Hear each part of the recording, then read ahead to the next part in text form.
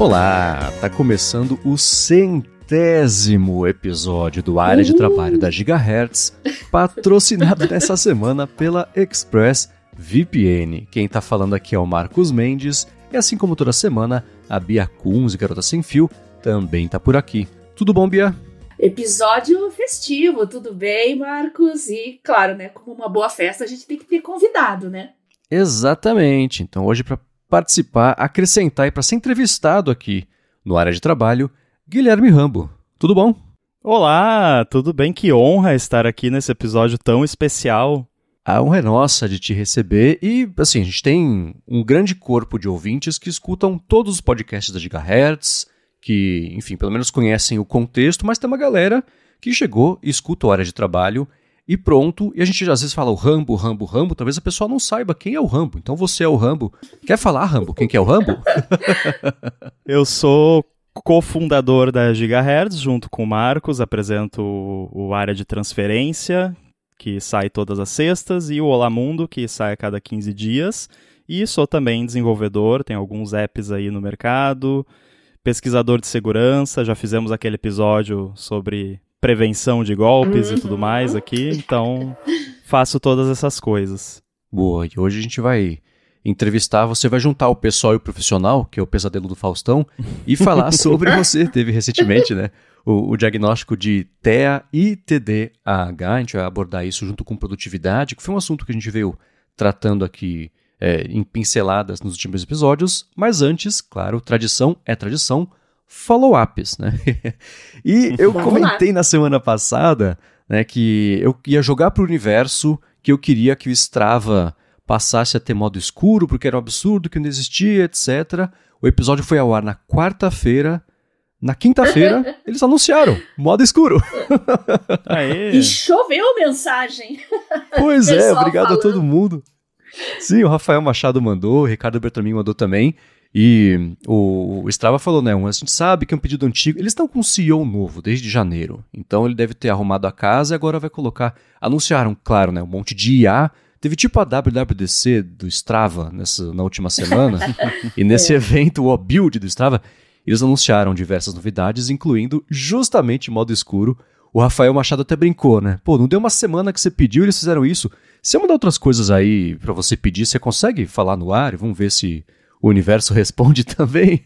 O Ricardo Beltramin também brincou. Pede pra eu ganhar na Mega Sena. Eu ia falar a mesma coisa aí, ó. Fala 6 números aí, né? Vamos ver o que acontece. Então vai finalmente... Esse é um finalmente merecido. Finalmente vai chegar o modo escuro. Eles falaram que é no verão americano, que é tipo agora, basicamente, né? Uhum. Então esperamos para muito em breve aí. E não vai ser só isso, eles anunciaram uma coisa, e essa também fazia falta, para quem usa Strava sabe, né? Eu tenho os lugares aqui que eu costumo correr, então eu sei mais ou menos quanto tempo leva com pequeno, bastante e com muito, muito esforço para percorrer uma distância, um segmento, coisa assim. Eu falo, putz, hoje eu mandei bem. Aí você olha o ranking, alguém correu em 1/10 do tempo. Aí você fala, não é possível. Aí eu vou lá, calculo, tá lá, que a pessoa correu a 60 por hora. Você fala, ele tava de carro e registrou, né? Eles vão ter uma IA agora que vai analisar esse tipo de atividade, machine learning, para sinalizar coisas improváveis, irregulares ou impossíveis de atividades gravadas aí no Strava pela plataforma. Então, finalmente vai dar para tirar também a galera que, sei lá, né, corre com o carro enquanto a gente corre a pé e tenta ganhar no ranking. Isso aí não precisa nem de IA, né? Que nem a gente fala lá no ADT. Isso aí podia ser um if, né? Existe alguém que corre a 60 km por hora? Eu acho que não, né? Ó, tô caçando aqui. O Usain Bolt corre a 44 por hora. É o recorde dele. Então, 50% a mais do que o Usain Bolt não vai estar correndo no Vicentino Aranha em São José dos Campos. Então, acho que velocidade maior que 44 e usuário not Usain Bolt, bloqueia. Pois é, mas tá aí. Excelentes notícias para quem usa o Strava. Vou pensar, agora que eu tenho esse poder de manifestar as coisas, né, como diria lá o livro O Segredo, eu vou tomar mais cuidado com o que eu desejo, mas vou voltar a falar aqui, vamos ver se mais coisas assim pintam, né? Agora a gente já falou algumas vezes sobre a arte de fazer prompts, aquela coisa toda, os métodos, e tivemos episódios especiais a respeito disso. E o Google, que lançou, a gente até comentou semana passada, anunciou um tsunami de coisas aí envolvendo IA, lançou lá no Arts and Culture, que é uma plataforma que eles têm, que começou com um catálogo de museus, etc., e passou a expandir, ficou mais interativa. Eles lançaram uma página que ensina você a fazer bons prompts para IAs generativas de imagem. É um guia, é um joguinho mesmo, com níveis e etc. É muito interessante, vale a pena todo mundo visitar e dar uma espiadinha. E eles ensinam basicamente que assim, você tem geralmente no pedido um meio, um sujeito e um contexto. Então eles falam uma pintura, esse é o meio. De um cachorro, é o sujeito num campo, é o contexto. Essa é a parte mais simples, né, de você destilar aí um prompt. E o jogo é o seguinte, eles mostram lá uma imagem e falam para você, faz um prompt que dê nessa imagem aqui. Ou algo muito, muito parecido, né, claro. Aí você faz o prompt, ele gera uma imagem e compara as duas. Uhum. É muito interessante. Aí no nível 1, se ela for 50% parecida, você passa. No nível 2, sobe para 60% e assim por diante. É bem interessante. Eu vou deixar o link na descrição, vale todo mundo dar uma espiadinha. Só uma questão, você sabe quantos níveis tem esse jogo? Porque eu tenho medo de abrir esse link e ficar o dia inteiro jogando isso aí. Parece mó divertido. Então, semana que vem isso vira follow-up. Eu fui até o nível 2 e falei, entendi, vamos em frente. Mas parece ser um Enem de prompts. Interessante, tem que praticar. Excelente. Então vale a pena dar uma olhadinha. Muito tranquilinho assim, eles fizeram uma interface quase infantil para ficar bem fácil mesmo de todo mundo ir acessar e brincar. E vale a pena testar. Boa. Agora eu sei que o Rambo tem um follow pergunta pra Bia. A gente fala muito sobre estudos científicos, né? Pois é, a Bia vive citando artigos científicos e tal, e é uma coisa que eu gosto, assim, de ver também, porque sabe como é que é? Acho que vocês já falaram aqui, né? Sai uma reportagem na mídia, estudo comprova que, sei lá, o casamento é a maior causa de divórcio, né? Alguma coisa assim. E aí você fica, não, mas será que esse estudo é confiável? O que realmente esse estudo falou, né? E aí você quer dar uma olhada. E eu andei pesquisando alguns artigos científicos sobre vários temas, inclusive o que a gente vai falar depois. E eu percebi, pelo menos lá no Google Scholar, que é onde eu costumo pesquisar, Sim. Tem muito artigo científico que você só consegue ver o artigo completo ou pagando, ou tendo um login de universidade e tudo mais. Então eu queria saber de você, Bia, se você tem algum truque, alguma dica para conseguir acesso a artigos científicos não piratas, né? Porque, mas assim, como você acessa os artigos científicos? Esse é o momento que eu vou decepcionar meio mundo agora. Porque eu realmente acesso logada pela universidade, ou quando eu tô aqui em casa, eu tô no proxy da universidade, então eu tenho acesso a tudo. Aparece tudo logado, né, dentro da minha instituição, então o que eu quiser, eu vou lá no site das principais revistas direto, baixo o PDF, alguns estão em PDF, alguns têm um reader no próprio navegador, que eu acho horrível, mas a imensa maioria tá como PDF disponível, né? Tem os métodos alternativos aí, o pessoal costuma debater, inclusive, o acesso a conhecimento, né? Já que tem uma polêmica muito grande sobre publicações, né? Já que muitas revistas exigem uma taxa para você publicar o seu paper, que não é barata, em muitos casos chega a $500, às vezes até mais, dependendo do prestígio da publicação. E em outros casos, do outro lado da questão fica quem quer acessar os artigos, que também tem que pagar ou assinar muitas vezes, né? Então, realmente, tem um debate muito grande com relação ao acesso ao conhecimento científico e a forma mercenária como muitas editoras e revistas tratam o conhecimento produzido. Então, realmente é um problemão, mas eu tenho esse privilégio, vamos dizer assim, né? Então, meu vício, meu hiperfoco, Rambo, é ler artigos da minha área. Eu sou muito focada em imunologia, genética, agora um pouco de oncologia também, que é meio relacionado com esses dois assuntos, e drug discovery, que é minha paixão, né? Que liga aí, agora está entrando IA nessa área também, tem o AlphaFold, a parte de descoberta de novas moléculas que possam futuramente se transformar em fármacos. Essa é realmente a minha grande paixão, a área de drug discovery. E realmente tem revistas muito boas, né, que englobam essas áreas, padrão A1 aí, que acho que é o topo do Qualis, né? E realmente eu procuro privilegiar essas revistas.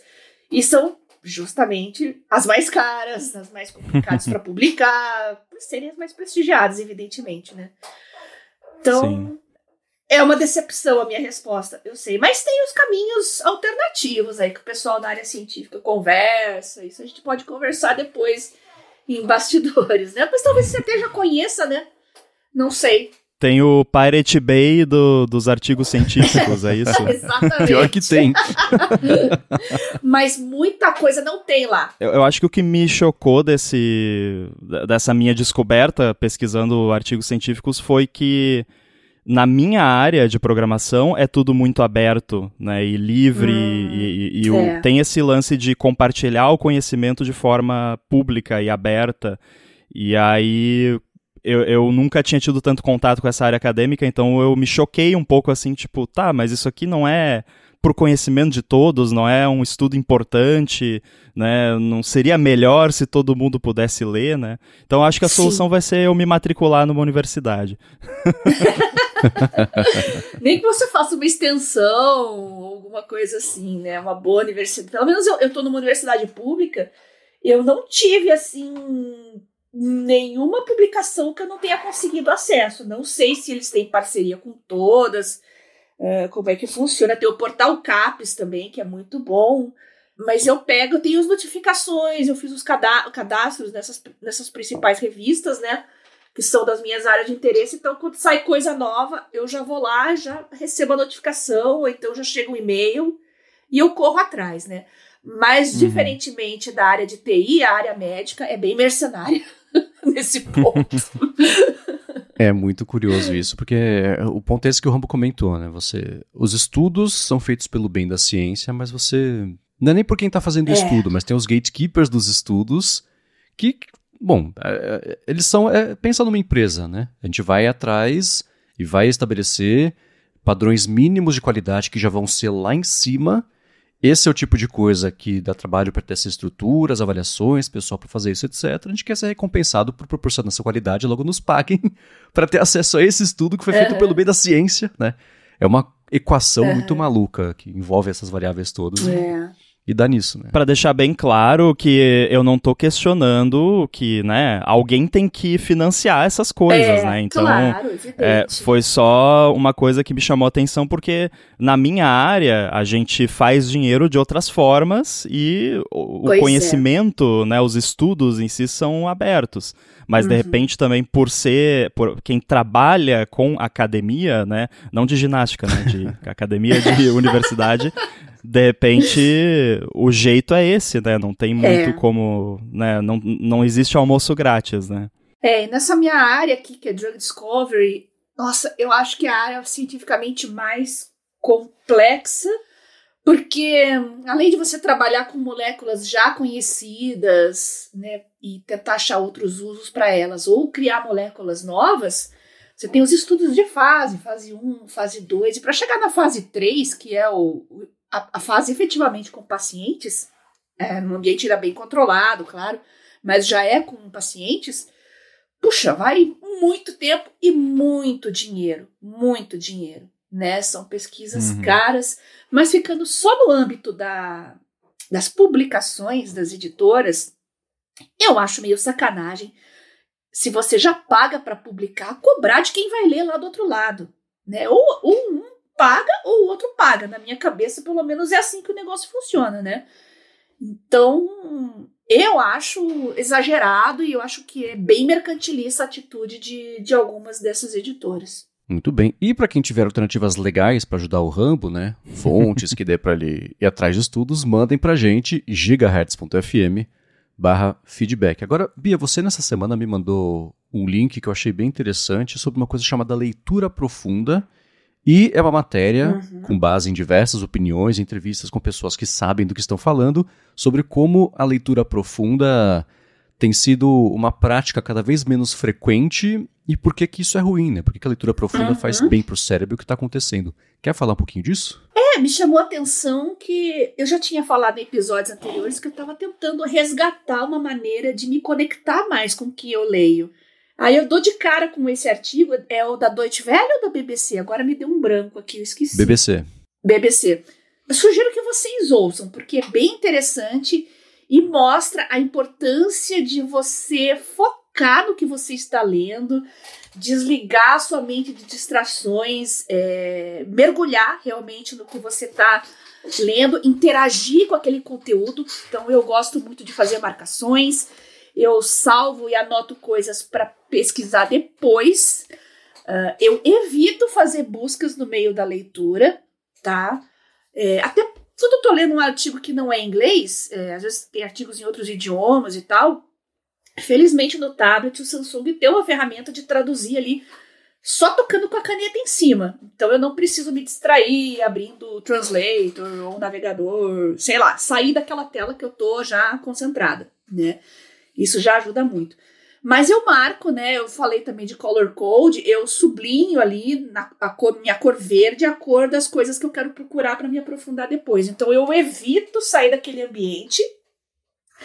E aí o Rambo vai poder falar melhor um pouco sobre foco e concentração, porque se eu sair daquele ambiente ali que eu já tô lendo para pesquisar alguma coisa, a chance de opa, um vídeo de gatinho, não sei, você se distrair é muito grande, né?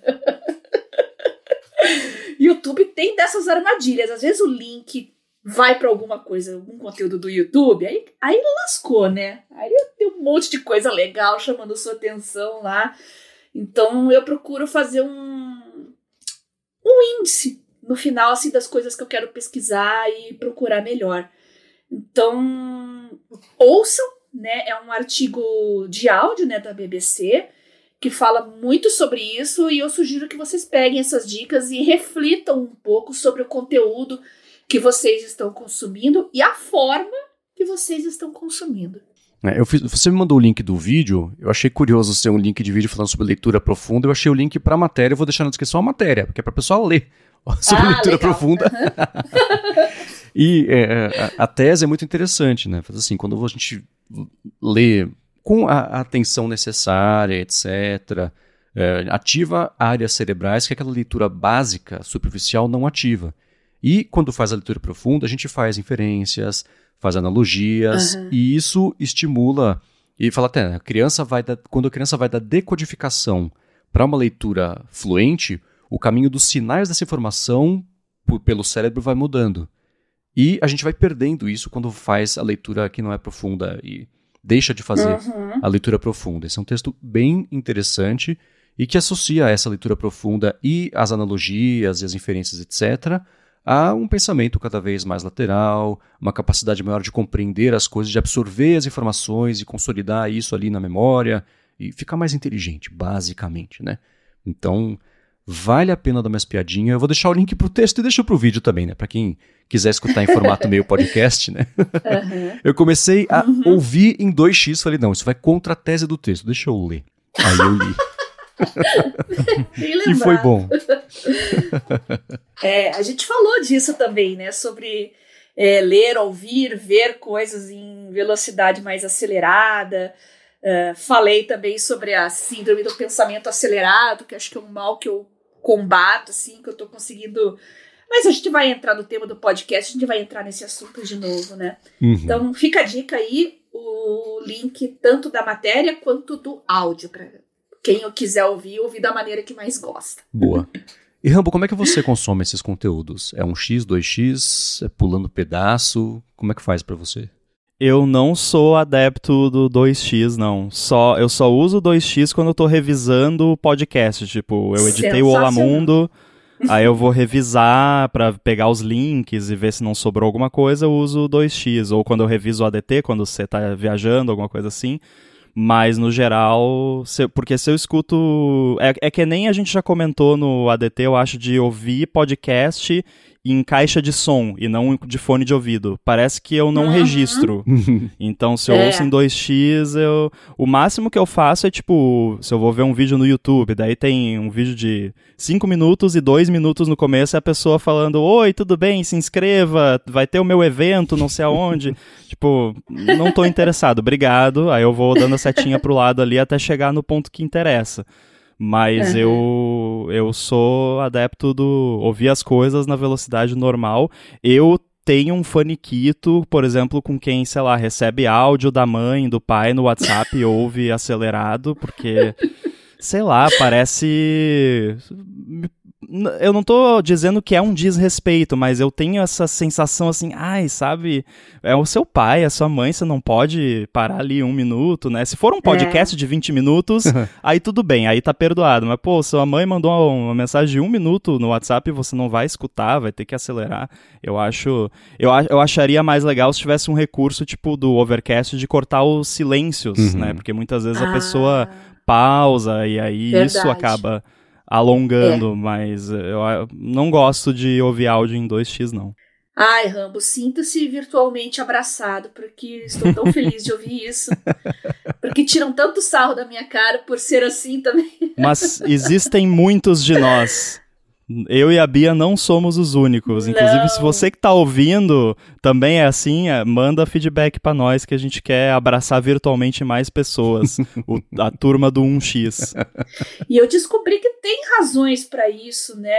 O Marcos já sabe, né? Eu passei 2 meses fazendo avaliação com neuropsicóloga e realmente eu tenho, assim, uma memória auditiva um pouco inferior, né? A memória de curto prazo um pouquinho prejudicada também. Eu conversei muito com ela sobre os declínios cognitivos que eu tive pós-Covid, né?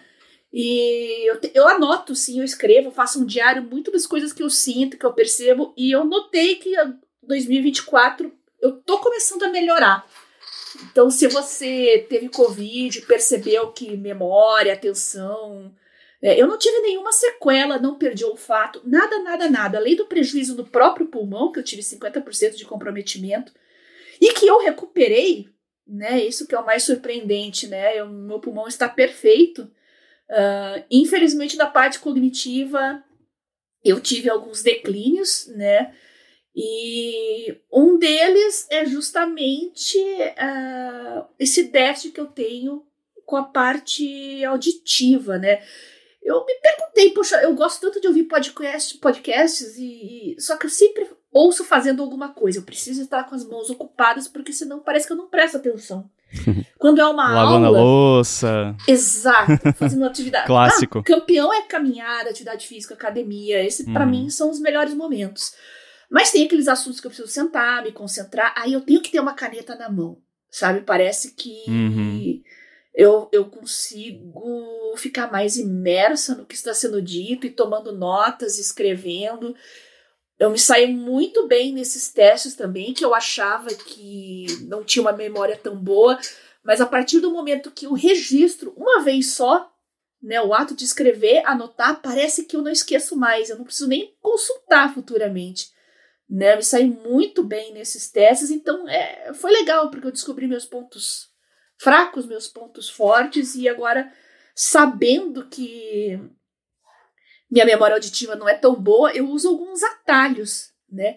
E você, Rambo, percebe que tem alguns pontos fracos e fortes também nesse sentido, na hora de você absorver, né, algum conteúdo, interagir com algum conteúdo? Aí a gente vai acabar invadindo aqui o próximo assunto, mas vou dar um spoiler que sim. E eu devo ter feito os mesmos testes que você. Sim. Aquele de ficar, que você tinha que decorar números, você fez esse aí foi um... Fiz. Terror isso aí. É um terror. Você tem que repetir, a pessoa fala em voz alta uma sequência numérica e vai aumentando, né? Cada vez vai aumentando a sequência e você tem que repetir na mesma ordem todos os números que foram ditos. E aí depois falou uma sequência, repetiu, agora fala os da sequência de antes. Putz, terrível. Não, e agora fala de trás pra frente. O quê? Nossa, sim. Esses testes são realmente pra matar, assim. Mas a gente vai falar dos testes mais pra frente um pouco, né? Eu também tive o diagnóstico de dupla excepcionalidade, mas eu vou falar disso mais pra frente também, porque eu fiquei um pouco em negação por um tempo. Autismo é um assunto complicado pra mim, porque tem aquela romantização, tem gente que se autodiagnostica e as redes sociais, e você acaba meio tendo um certo desprezo. Mas como eu tenho um sobrinho que é autista, eu comecei a ler mais sobre isso, tentar entender como funciona em crianças, e desde então a minha família vem fazendo muita pressão pra mim pra eu fazer os testes também. Aí eu comecei a ficar preocupada, né? Se todo mundo fala pra eu testar, né? É porque a minha infância eu tinha alguns padrões parecidos com o dele, né? E o meu sobrinho é nível 2 de suporte. Então, realmente, meio que a minha família já estava esperando, mas mesmo assim, pra mim, foi meio chocante ter o diagnóstico. Mas mais pra frente a gente fala disso. Vamos manter a nossa pauta aqui. Tá. Eu só quero falar que na contramão de vocês dois, nessa semana aconteceu uma coisa que eu achei ótima, que foi o seguinte: teve o evento Build da Microsoft. Na segunda-feira, eles fizeram um evento público, voltado para público final, com anúncios de o Windows vai ter o Rewind, etc. Várias coisas a gente pode até falar aqui que vai impactar em produtividade, mas isso fica para um episódio futuro. E teve, né, anunciaram o computador novo, e aí mostra videozinho do computador, aquele padrão de evento presencial, que foi bem mais legal do que só um vídeo gravado. E eu no ADT já tenho falado sobre como os vídeos da Apple têm sido maçantes pra mim, né? Ficar as transições, a câmera sobe e desce, passei pelo Apple Park, vai e volta. Eu falo, cara, só me conta o que vocês prepararam, pelo amor de Deus. E na terça-feira rolou o evento da Microsoft, voltado pra galera de desenvolvimento mesmo, mais pesado da parte técnica, etc. Eu esqueci que ia ter esse evento. Eu comecei a assistir, já tinha 1 hora de duração. Era no YouTube, eu falei, maravilha. Eu pus em 2x, e além de estar em 2x, eu consegui ir pulando todos os vídeos que tinham passado na segunda-feira já, e pula a transição, etc. Resumo, evento de 2 horas, eu vim em 40 minutos, estava resolvido, foi o jeito... Eu vou começar atrasado em todos os eventos agora, só para conseguir ver em 2x e pular os segmentos de encher linguiça. Foi uma revelação para mim, eu achei muito bom. Uma coisa são 2 horas de conteúdo. Mas claro que no evento é cheio de gambiarras mentais aí pra ficar segurando as pessoas, criar suspense, aumentar a audiência. Sim. Aí a gente fica meio maluco mesmo, né? Esperando o que interessa mesmo e não vem nunca. Nesse ponto, eu acho que a Apple do Steve Jobs sabia fazer melhor as coisas, porque a gente adorava ficar no suspense, né? Então eu acho que tem rápido. Muito da habilidade do host. Totalmente. Enfim, né? A gente já vai falar, a gente vai chegar no segmento da entrevista com o Ramo para falar sobre tudo isso que a gente deu a prévia aqui agora, mas teve um outro link que eu vou trazer aqui antes, que a Bia me mandou ao longo da semana, que foi, na verdade, um fio de tweets ali postado pelo Jonathan Almeida no Twitter, ou no X, que agora até mudou o link, né, o endereço, e é de um relatório de um grupo criado pelo governo francês que analisou, aí já entra um viés talvez na interpretação, mas o problema da exposição das crianças a telas, etc., e o grupo concluiu os trabalhos em abril, publicou o relatório agora, e ele fez um fio super comprido, fez até uma apresentação, vou deixar o link aqui para um resumo que ele fez. Ele montou tipo um PPT dos achados do pessoal ali do estudo. E, enfim, você quer falar um pouquinho sobre isso, Bia? Eu tinha preparado até um resumo para falar, mas talvez o que te chamou a atenção para falar sobre esse estudo, a gente mergulha a partir daí? Manda bala e eu comento em cima, porque eu tenho que relembrar aqui também. Tá, sem problemas. O estudo, assim, não é que ele concluiu as coisas que todo mundo já sabia, mas eu achei a abordagem deles interessantes de falar assim, os dados que a gente já encontrou foram mais ou menos esses aqui. Vamos entender os dados antes de concluir que o negócio é ruim? Então teve coisas óbvias que são gerais, tipo, o uso e a vontade de usar e a frequência causa déficit de sono, um estilo de promove não, mas resulta em um estilo de vida mais sedentário, porque a pessoa não faz atividade física, aí fica mais obesa, aí isso, por sua vez, gera patologias, etc., até problema de visão também. Isso tudo é meio óbvio, né? É o que todo mundo já sabe sobre, mas era a mesma coisa, menino, não fica perto da TV, vai fazer alguma coisa, vai brincar lá fora. Vai estragar as vistas. Exato, né? Então, tem disso. essa parte, que é uma que eu sempre falo de Pessimist's Archive, porque antes da TV era o rádio, e antes do rádio era outra coisa, né? O problema se mantém. O resultado é assim, a humanidade é preguiçosa mesmo, né? Vamos culpar a coisa da vez, porque de resto... Então, promover uma vida mais saudável tem que ser uma atividade... É uma noção perene. Não é surpresa pra ninguém que uma criança, uma pessoa, né, mas quando a criança é pior ainda, que fica o dia inteiro sentada no sofá mexendo no celular, vai ter problemas de sedentarismo, obesidade, falta de exercício físico, né? Então isso é o ponto que independe da tela. A tela é só uma coisa que deixa a criança entretida, sentada no sofá, a ponto dela não querer ir fazer outra coisa, né? E aí tem também, a gente, se for, por exemplo, falando de Brasil, a gente poderia falar de questão de segurança pública, toda aquela coisa, né? Porque no meu tempo eu corria na rua o dia inteiro, né? Aquela coisa. Mas eu acho interessante apontar essas coisas, porque vão além daquele fear-mongering que tem rolado em torno disso, que é muito... O pessoal simplesmente assume, a tela é ruim e... por quê? Porque vai fazer mal. Tá, mas vai fazer o quê? As crianças vão ficar estragadas. Tá, né? Mas eu gostei então que esse estudo realmente, de fato, tentou abordar os problemas práticos, né? Não só o ai, que medo. Eu sou muito cuidadosa, criteriosa quando se fala de criança por causa da formação do cérebro, né? Quando um bebê nasce, né, no último trimestre ele tem um desenvolvimento absurdo do cérebro, formação de neurônios, mas logo depois que ele nasce, até o primeiro ano de vida, isso triplica. E é assustador você ver bebezinhos já com celular na mão, tablet. Às vezes até mãe e pai fazem isso para controlar, vamos dizer assim, né? Sossegar um pouco uma criança que chora ou que está entediada, mas até os 3 anos de idade realmente é crucial a formação do cérebro, né? Então tem que ter estímulos, a criança tem que buscar coisas, tem que atiçar a curiosidade, e as telas deixam ela muito passivas com relação a tudo, né? E isso vai, gente, o cérebro só vai terminar de ser formado lá nos seus 21, mulheres um pouco antes, 19, 20 anos, e homens 22, 23 anos, tá? Que é quando a parte final do córtex pré-frontal termina de se formar, que é a parte do cérebro que analisa causas e consequências. Por isso que o jovem é inconsequente, né? Essa é a última parte da formação antes de você se tornar adulto. Por isso, inclusive, então, que não é recomendado, inclusive é proibido, né, até certa idade, você consumir drogas, bebidas, né, cigarros, essas coisas, porque afeta a formação, né, e aí se você... Aquela coisa, tal droga destrói neurônios, né, não é bem assim, sim, né, mas se for na adolescência, na infância e na adolescência, pode, de fato, ter prejuízos para a vida toda. Exatamente. Para a vida toda.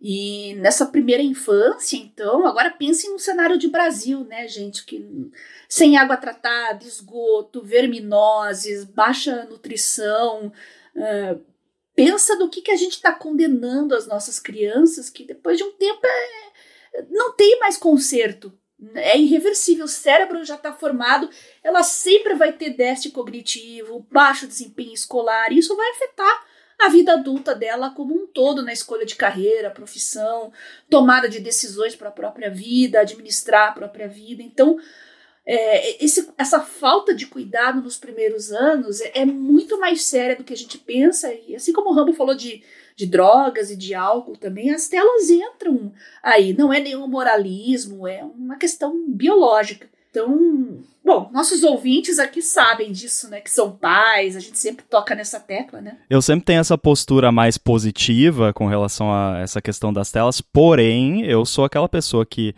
se eu fosse ter filho, e aí todo mundo que tem filho vai, é fácil falar, né, mas, olha, é uma convicção que eu tenho, que eu não deixaria ter acesso irrestrito à tela até 16 anos por aí. Então, que nem tá aqui a lista que tá na pauta aqui, menor de 3 anos, nada de tela.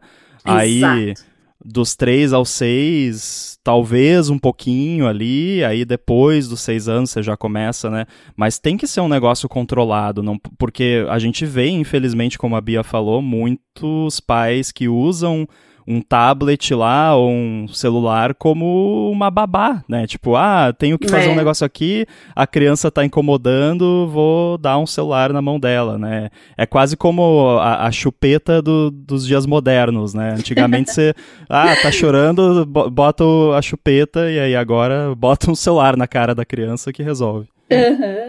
Eu sou uma criança dos anos 70, né, a era da babá eletrônica, e minha mãe, ela controlava, ela não sabia de nada disso, mas ela fazia intuitivamente, né, ela mudou a televisão, fez uma sala separada em casa, assim, que pudesse trancar, e a gente tinha um limite de tempo por dia para assistir televisão. Em compensação, biblioteca era liberado. Eu tive a sorte de vir de uma família que gosta muito de livros, né. Eu comecei a mexer com Basic com 8, 9 anos, porque nessa biblioteca liberada tinha a revista Microsistemas, que minha mãe assinava. Eu era curiosa, eu ia fuçando em tudo. Então vejam como isso é legal, né? Não tinha restrição de assuntos. Tinha livros mais adultos, tinha livro infantil. Eu pegava muita coisa na escola também, o que tinha de livro na escola. E quando eu gostava de alguma coisa, minha família presenteava com livros. Então, foram as escolhas certeiras da minha mãe, né, com relação a isso. Então, o tempo, disposição, música também, a gente podia ouvir discos, era tudo liberado, né? A questão era a televisão. Então, isso era realmente limitado. Eu sou dos anos 90, mas foi bem parecido também. A gente tinha limite, né? Depois, quando tinha videogame, eu não lembro quanto, mas acho que era tipo 1 hora por dia, alguma coisa assim. Aí, claro, à medida que a gente foi envelhecendo, a coisa foi liberando, né, aos poucos, mas quando era criança não podia ficar o dia inteiro na frente da TV, não. Vai pra rua, vai, né? Aí vai estragar as vistas, né, aquele lance. Ou então vai estragar a TV, né? Eu sou do tempo que videogame estragava a TV. Não, esse tempo durou bastante, porque no meu tempo também estragava a TV. Eu vou deixar aqui na descrição o link para... Bom, os tweets aqui do Jonathan Almada, e vou deixar também um link para um estudo recente também de Oxford, que vai um pouquinho na contramão dessa parte. Redes sociais estragam a vida dos jovens. É um estudo de Oxford que eles fizeram em 168 países, com pessoas de 15 a 99 anos, e eles falaram o seguinte: a maior parte de estudos sobre redes sociais é sobre Estados Unidos, ou no máximo com pessoas que falam inglês, e é impossível a gente resolver esse problema com uma solução que vá caber para todo mundo, porque existem contextos diferentes.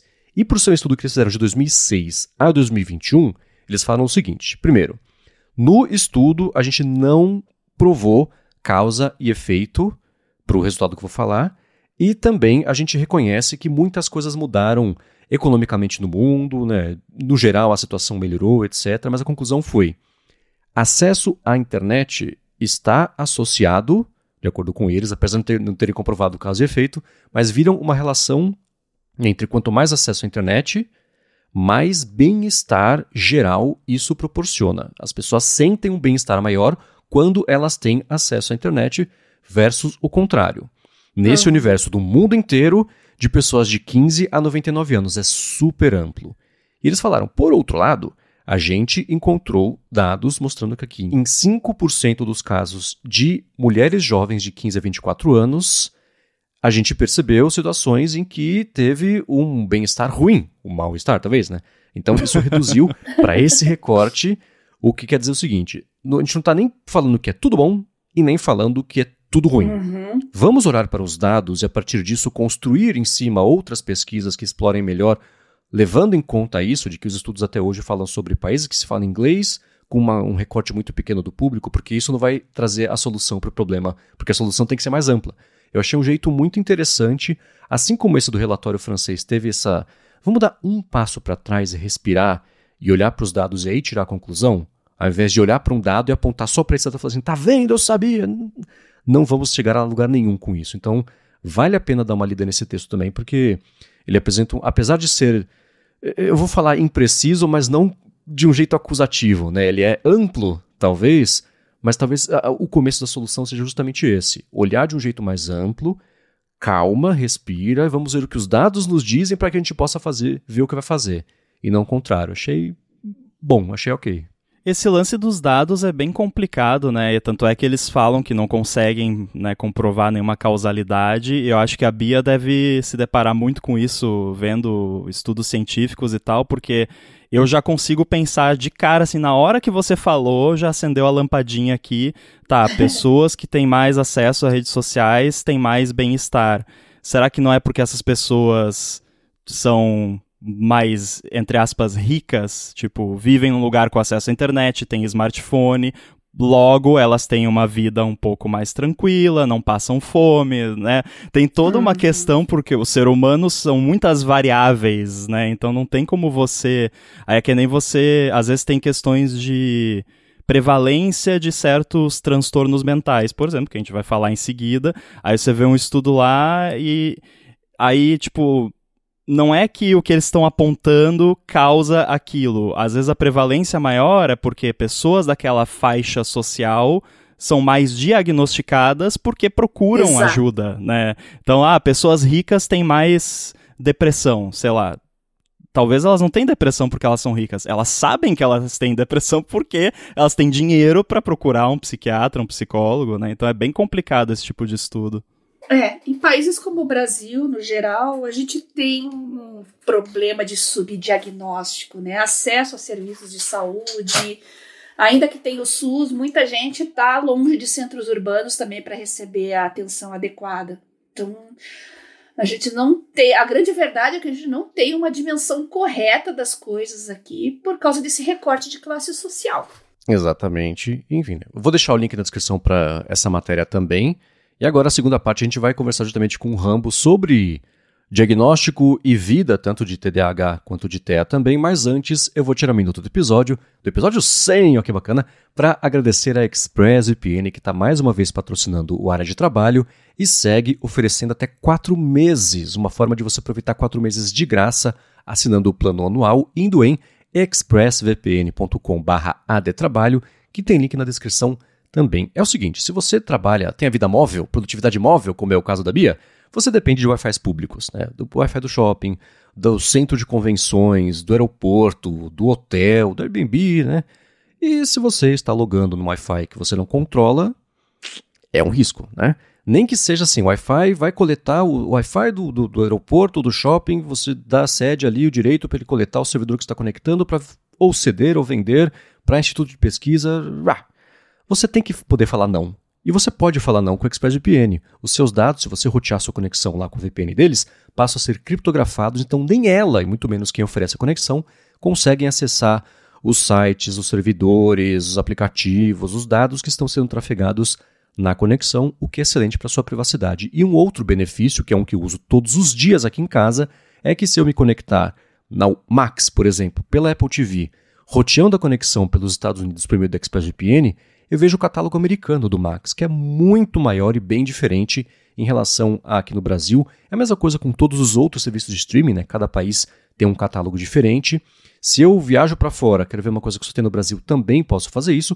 Ou se eu estou no Brasil, quero só proteger a conexão, tudo bem. Eu rotei a conexão pelo Brasil, pelos servidores da ExpressVPN, e tudo passa a ter uma camada a mais de privacidade e de proteção. E isso sem perder velocidade na conexão. Eles investem muito para dar uma estrutura parruda para você não ser penalizado ou penalizada só porque você quer deixar sua conexão mais segura. E se você for em expressvpn.com/adtrabalho, você vai poder aproveitar primeiro um mês de graça para experimentar e ver como é fácil colocar no telefone, no tablet, na TV, dependendo do modelo, na Apple TV, que é como eu tenho usado todos os dias, no roteador da sua casa direto aí, se você quiser, e para assinar o plano anual, você vai ter 3 meses a mais, ao final dos 12 ganha 3 a mais, então testou primeiro um, são 3 a mais também, 4 meses de graça, indo em expressvpn.com/adtrabalho, link na descrição também para facilitar. Muito obrigado ExpressVPN pelo patrocínio de mais esse episódio aqui do podcast e pelo apoio a toda a Gigahertz. E lembrando que você pode usar também no seu roteador e proteger a sua família. Eu tenho certeza que o nosso ouvinte aqui é mais safo para navegação, é mais esperto, mais ligado. Mas e os seus pais, os seus filhos, né? Você que tem criança em casa, pessoa de idade. que clica naqueles links de lojas falsas, né? Naquelas notícias duvidosas, ou então acesso não recomendado para crianças que seus filhos podem acessar. Então você tem um controle melhor também do acesso da sua família. Aproveitem essa oportunidade de 3 meses a mais e assine ExpressVPN, a quem eu agradeço muito pelo patrocínio aqui no nosso podcast. Pra quem quer controlar os filhos aí na internet, né, Bia? Aí também não pode ter 4G no celular, né? Senão eles burlam o seu controle.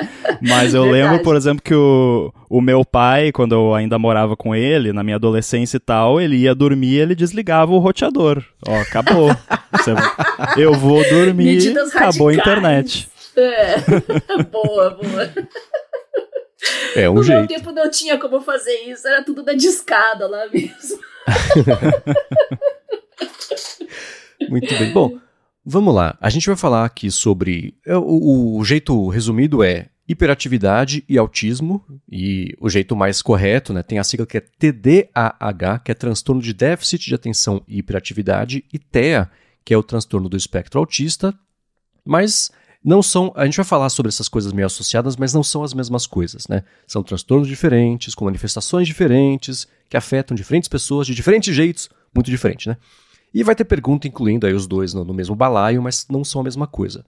E, de forma alguma, a gente vai falar muito sobre isso, mas não quero trivializar, né? Vai ficar tipo aquela saciez semântica de falar TEA, TDAH, mas são problemas reais que afetam as pessoas. Não quero trivializar de forma alguma, a gente sabe que tem gente que sofre de verdade com isso, não é, a intenção é o contrário, é desmistificar começar talvez a desmistificar esse assunto e poder falar isso de uma forma aberta. E a gente comentou aqui na área de trabalho faz acho que umas 2 ou 3 semanas, eu e o Rambo gravamos um episódio do lado B, né, que explorou isso muito a fundo com, enfim, né, a Tatiana Perecin, que além de ser terapeuta é autista também, então foi um episódio que a gente falou bastante sobre isso. Vai ter link na descrição.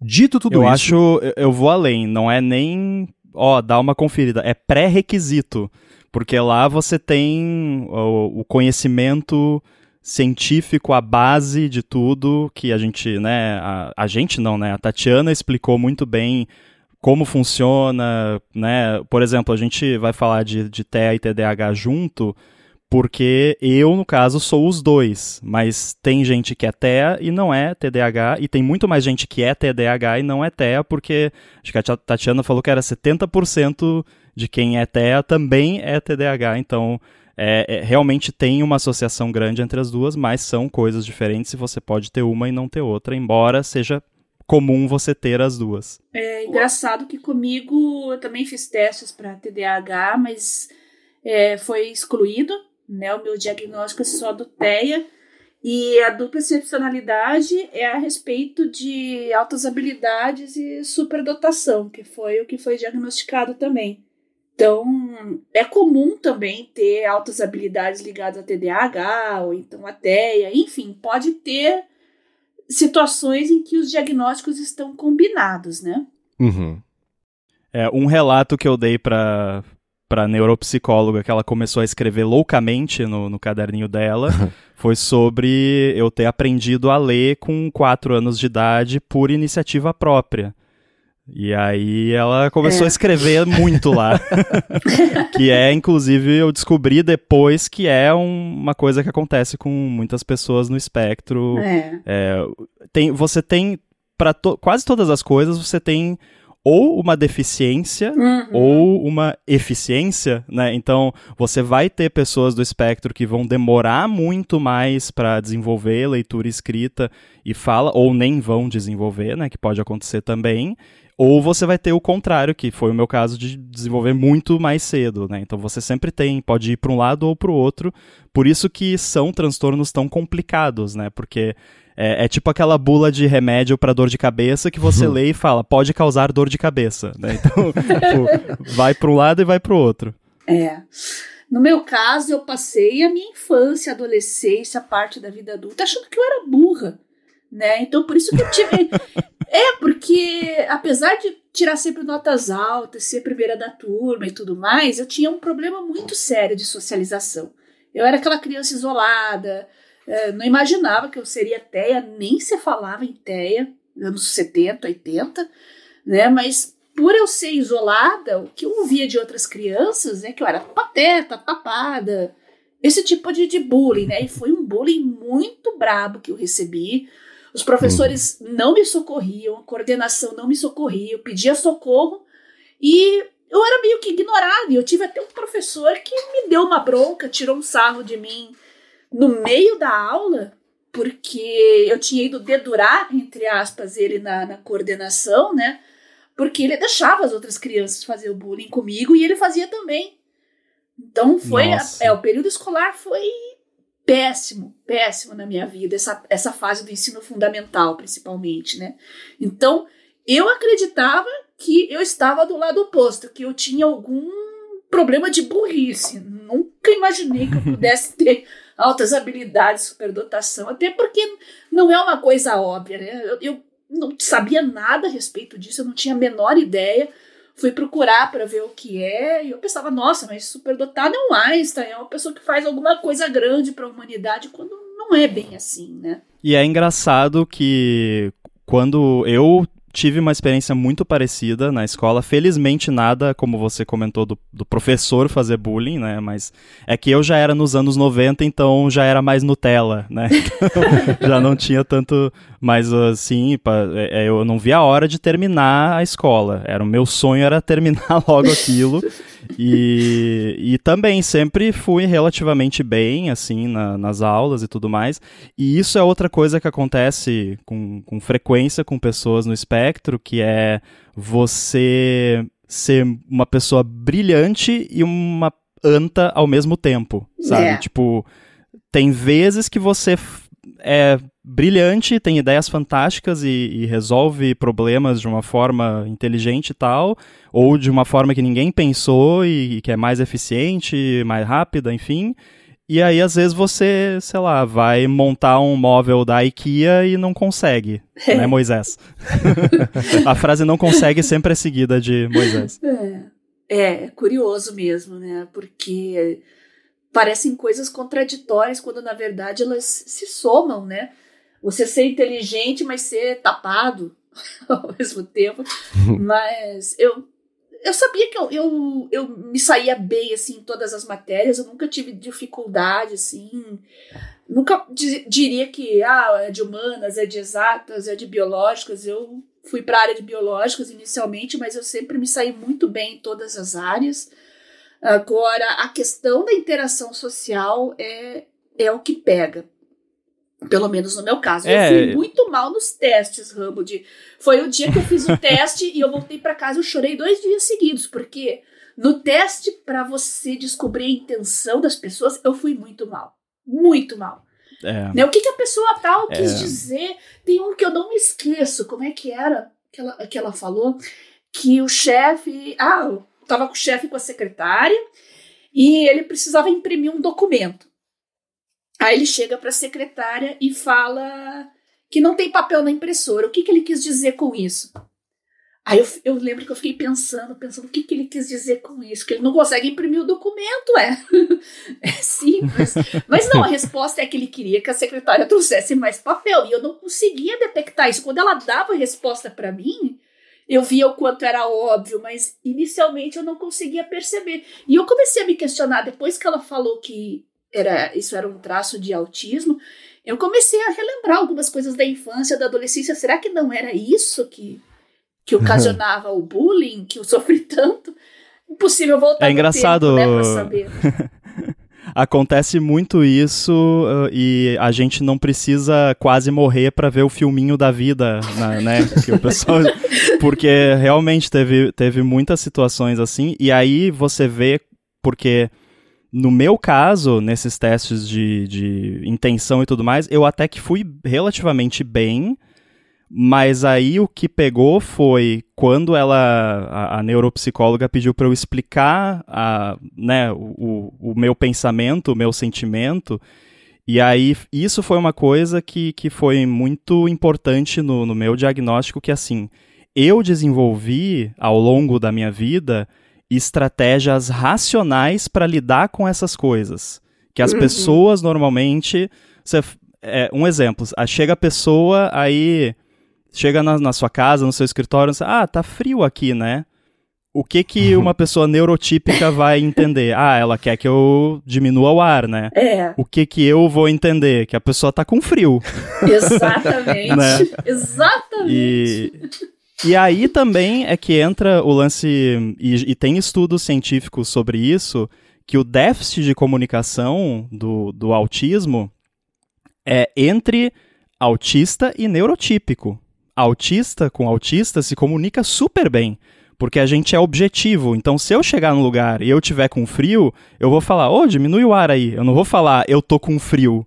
Né? E aí as pessoas, muitas vezes, acabam interpretando isso como grosseria, né? E tudo bem, eu entendo, né? Porque para algumas pessoas pode parecer.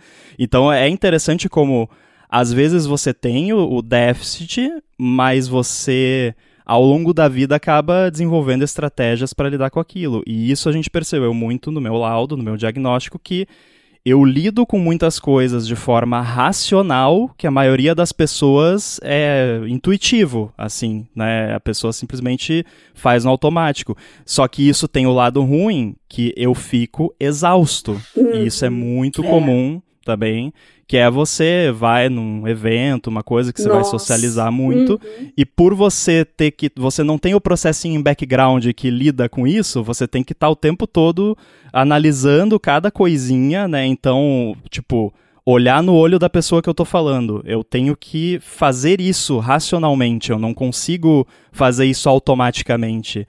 E aí, isso depois você fica de cama, né? Já teve situações que eu fiquei muito tempo sem ter o meu cantinho quieto ali, sozinho, que eu fiquei de cama depois e achei que estava doente e era só, né, exaustão mental.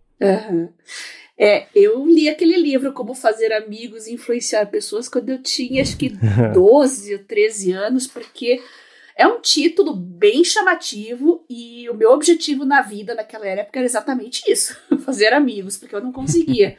E eu usei muitas estratégias daquele livro, que eu tô lembrando agora, porque há pouco tempo um professor meu, da parte de gestão de pessoas, voltou a mencionar esse livro e eu lembrei dele, né? Porque muitas coisas, assim, eu adotei como um life hack, né? Justamente para poder contornar as minhas deficiências. Chamar a pessoa pelo primeiro nome, chegar numa loja ou algum lugar, sempre sorrir para a pessoa, né? São truques, assim, pequenos, mas que eu comecei a incorporar naquele desespero de ser melhor aceita, de desenvolver algum tipo de habilidade que eu me torne uma pessoa interessante para as outras pessoas. Então, ter um diagnóstico tardio, assim, faz a gente ver que a gente precisou aprender muita coisa na marra para poder se virar socialmente, né? E eu tenho esse cansaço social também. Sempre que eu tenho algum evento, seja familiar, profissional. Uma vez eu até dormi quando eu gravei um podcast, um Papotec, que é um episódio clássico. Eu tinha voltado de um evento, eu estava exausta, não só fisicamente, mas mentalmente. E eu consegui dormir no meio da gravação de um podcast, de tão exausta que eu estava. Então agora eu já tenho, tá vendo? Eu já tenho uma desculpa para dar, vocês têm que me perdoar pelo ocorrido.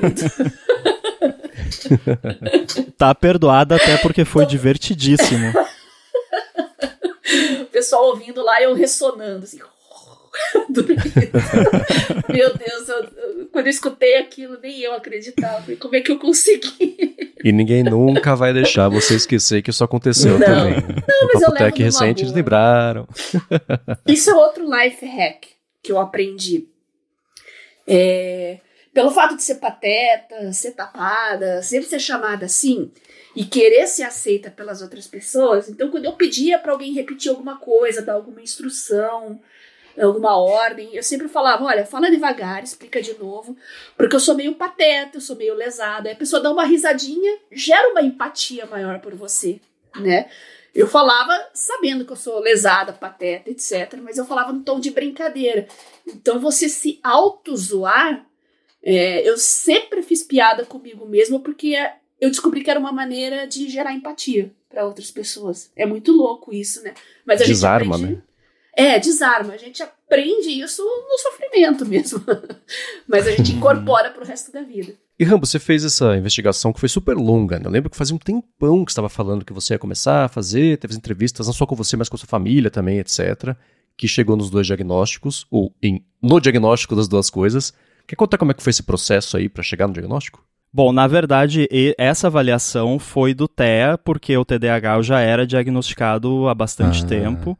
E por muito tempo eu já tinha certeza que eu era TDAH desde do começo da adolescência, assim. Que a primeira vez que eu vi algum conteúdo a respeito, eu falei, cara, isso aqui tá... Eu tô com vergonha, porque tá a minha vida aqui escrita nesse documento aqui. Só que aí eu só fui investigar mais depois e não quis fazer nenhum tipo de tratamento porque eu tava bem, tipo, tava tudo certo, eu consegui me virar. E aí a gente pode falar, inclusive, né, a gente vai falar depois como que eu consegui me virar. Tem muita sorte envolvida, não foi... tudo só mérito ou sofrimento, como disse a Bia. Mas, então, eu já tinha aí, uns anos atrás, eu resolvi procurar tratamento pro TDAH, que na maior parte é por medicamento, a gente pode falar depois mais sobre isso. Mas aí, conversando com o psiquiatra, que eu me trato há muitos anos, ele falou, né, olha... Isso aí tá com cara, né? Acho que vale você fazer uma investigação. E aí me encaminhou para uma neuropsicóloga, e aí foram meses de várias sessões, fazendo testes, e chegamos, né? Ela confirmou o diagnóstico de TDAH, que na primeira consulta ela já confirmou. E o TEA também, na primeira consulta, ela já falou, assim, a gente vai fazer todos os testes para identificar, né, os pontos fracos, pontos fortes e tal, mas não tem como escapar. Então foi, assim, para saber que ia rolar o diagnóstico foi bem rápido, mas aí o diagnóstico propriamente dito são meses. No meu caso foram meses, pode acontecer mais rápido para algumas pessoas, mas no meu caso foram meses e sessões às vezes até relativamente longas, que saía bem cansado depois. É cansativo. Teste de inteligência também é muito... E eu sentia uma pressão, assim, pelo meu background de ser chamada de burra e pateta. Então, o teste de inteligência para mim foi o que mais me gerou sofrimento. Eu tinha certeza que eu ia ter um QI baixo. Olha que loucura na cabeça da gente, né? Mas, para minha surpresa, deu o extremo oposto, né? A própria neuro falou isso. E eu tive dificuldade para aceitar. Eu ainda falava para ela que eu queria repetir os testes e tal, porque não... Né? E eu acho meio zoado ficar falando de teste de QI e tal, mas são métodos, assim, o que se tem hoje para diagnóstico. Tem até os nomes das metodologias, ela tá no meu laudo, né? Mas eu tem bibliografia, né? Tudo isso.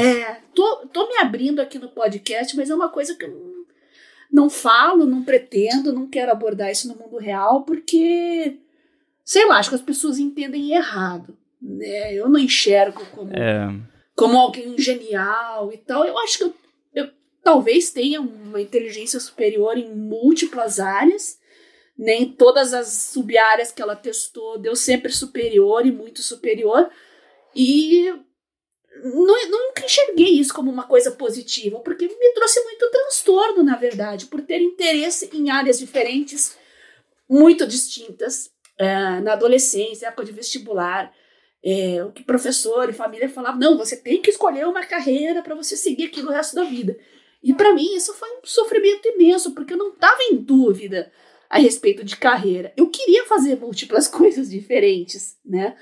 E eu estava em dúvida entre comunicação, arquitetura ou alguma coisa da área de saúde, alguma coisa que mexesse com sangue, que eu queria ver pessoas por dentro, né? A minha fascinação era a parte cirúrgica. Que medo! A minha fascinação sempre foi a parte cirúrgica. Então, mas ao mesmo tempo, minha mãe achava que eu ia ser arquiteta ou engenheira, alguma coisa assim, né? Ou programadora até, já que eu gostava muito de programação. Mas eu acabei indo para a área de biológicos por orientação de um professor meu, né? Eu fazia spots de rádio na época, locução, acho que eu tinha 16 anos, para ganhar um dinheirinho, né? Fazia uns trabalhos de locução e tal. E eu era apaixonada por rádio, me apaixonei muito por rádio, mas a faculdade de comunicação não me atraía. Não sei se era preconceito, o que é, mas não me atraía fazer só aquilo pro resto da vida, né? E foi o próprio professor que chegou para mim e falou: mas você não precisa fazer uma faculdade de comunicação, estuda alguma coisa da área da saúde ou computação que você gosta e usa isso depois na área de comunicação. Né? Até vou agradecer ele, Fábio Guerreiro, o nome dele. Ele foi locutor de rádio por muitos anos e foi graças a ele que eu segui essa orientação e foi a única pessoa que disse para mim que eu poderia fazer múltiplas coisas e não uma área só. E isso nunca mais esqueci e eu segui tudo que ele falou. Foi o que me salvou. Curioso que o meu pai também trabalha com rádio há muito tempo e ele também trabalhava com rádio e trabalhava com manutenção de eletrônicos. Ou seja, e ele nunca teve também uma única área e aí, à medida que a gente foi fazendo a investigação lá, né, não quero diagnosticar o meu pai aqui, né, mas assim... eu acho que se mandasse ele para uma avaliação, provavelmente ia dar também, e tem várias pessoas na minha família que têm características, for ouvir relatos que o meu pai dá do meu avô, da minha avó, várias gerações, assim, então, e é um transtorno que tem uma herdabilidade alta, né? É herdabilidade ou hereditariedade, Bia? Ou é a mesma coisa? Não, são coisas diferentes, mas nesse caso acho que você pode usar herdabilidade, é melhor, porque nem toda característica que seus pais têm vão ser repassadas para você, né? Então algumas coisas você herda, outras talvez seu irmão, ou talvez, é tudo muito aleatório, né? Genética é a ciência da aleatoriedade. Mas nesse caso acho que herdabilidade talvez fique melhor.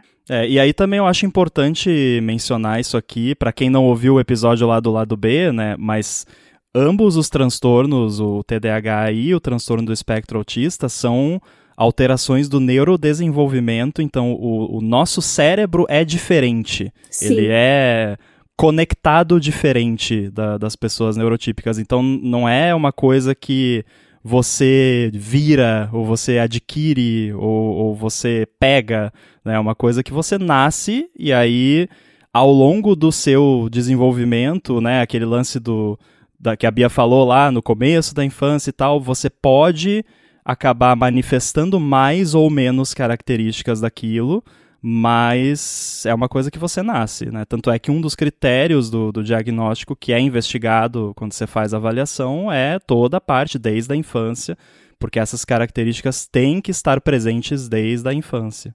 É bom lembrar também que o TEA tem diferentes níveis de suporte, porque o ambiente também conta.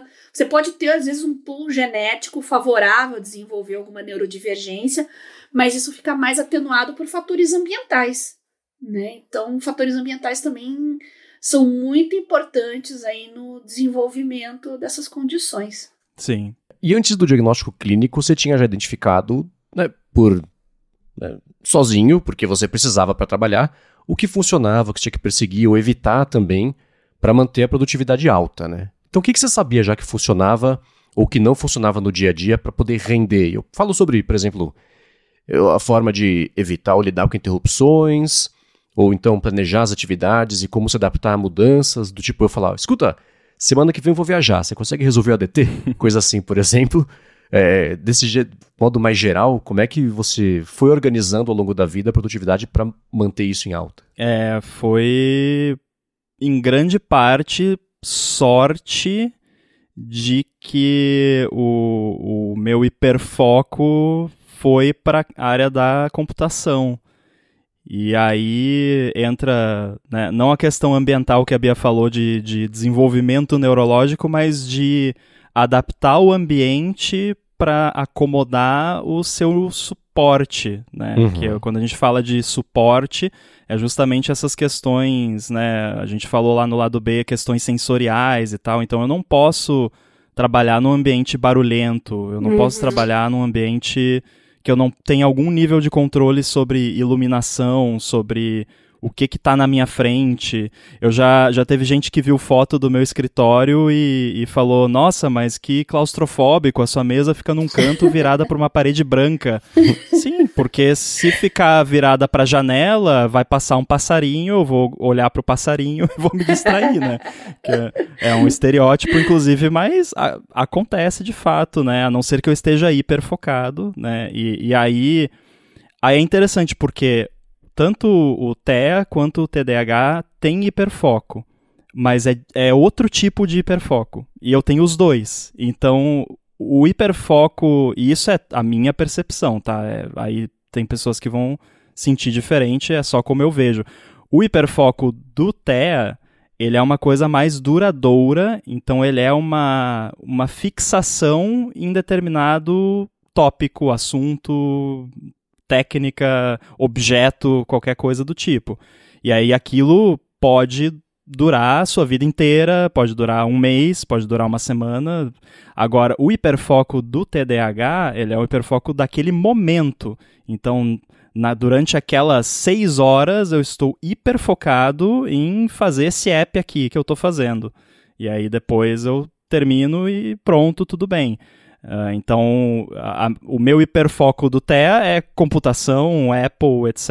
E aí o TDAH tem esse hiperfoco do momento, e aí o que eu fui fazendo ao longo do tempo foi entender como que eu consigo tirar proveito desse hiperfoco para focar e fazer o que eu quero fazer e concluir. Então, fazer do começo ao fim e dividir as coisas que eu quero fazer em porções que eu consiga fazer do começo ao fim dentro dessa janela que eu sei que eu vou conseguir. E aí a gente fala a Bia falou de aceitação, né? Eu gosto de usar assim, respeito. Então, respeitar os meus limites. Eu sei que eu vou conseguir ficar focado por 1 hora. Então, eu vou me planejar para fazer o que dá para fazer em 1 hora. Porque se eu planejar para fazer uma coisa que leva 3 horas e eu só vou conseguir ficar dedicado àquilo 1 hora, eu não vou conseguir, eu vou ficar frustrado e não vou fazer mais nada o dia inteiro. Que é outra coisa que acontece também, né? Que a gente não lida bem com frustração. E então, eu fui moldando a minha vida inteira para conseguir controlar o meu ambiente, controlar as minhas tarefas. Tanto é que o único emprego que eu tive na área de programação foi justamente numa empresa que me dava flexibilidade de horário, flexibilidade de trabalhar em casa quando eu não quisesse ir para o escritório e por aí vai. Então, tinha essa flexibilidade e eu era extremamente produtivo. Eu era a pessoa mais produtiva lá. As próprias pessoas do time falavam, nossa, o Rumble faz as coisas tão rápido, né? E também parte desse lance de controlar o ambiente inclui iPhone no modo não perturbe, se precisar, modo avião, né? Esses dias eu falei pro Marcos, se você precisar falar alguma coisa importante comigo, manda no Telegram, porque eu desliguei aquela bolotinha vermelha no ícone do iMessage no Mac.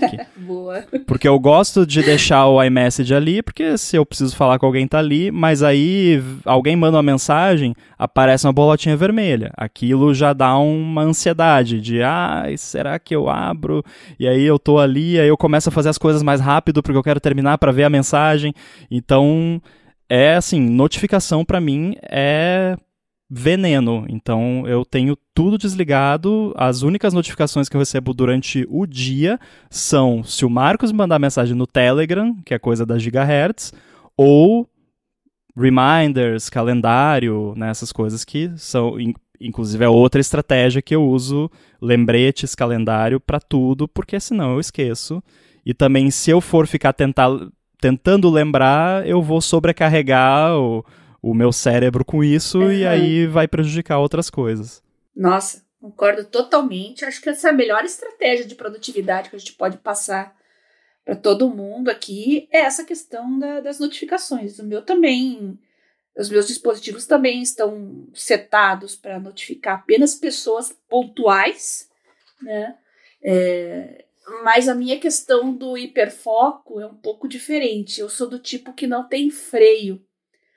Então, muita gente fala fui fazer vestibular depois dos 40 anos, estudar, mas isso não foi um sacrifício para mim, porque uma hora que eu começo a estudar ou prestar atenção em algum assunto, me dedicar, parece que eu esqueço do tempo. E eu entrava madrugada dentro, eu só tinha a noite para estudar, então às vezes eu começava 9, 10 da noite, quando eu via estava clareando o dia, eu não consigo parar. E é com tudo, assim, esqueço de comer, esqueço de dormir, então é um hiperfoco um pouco diferente. Mas por ter já 40 anos, assim, mais uma vez, a gente aprende estratégias para lidar com isso, e eu tenho consciência que isso não é uma coisa saudável. Então, eu coloco um alarme, eu organizo a minha agenda em blocos de tempo para me forçar a parar, senão eu não paro mais. Esse seu hiperfoco é mais característico do TDAH, mas como existe muita correlação entre os dois transtornos, tem pessoas que são TEA que têm esse hiperfoco também, ou tem os dois tipos de hiperfoco que eu mencionei, né? No meu caso eu tenho os dois, e um dos aspectos que me levou a buscar tratamento mais efetivo mesmo para o TDAH foi justamente essa questão do hiperfoco exagerado a ponto de não ser mais saudável, né?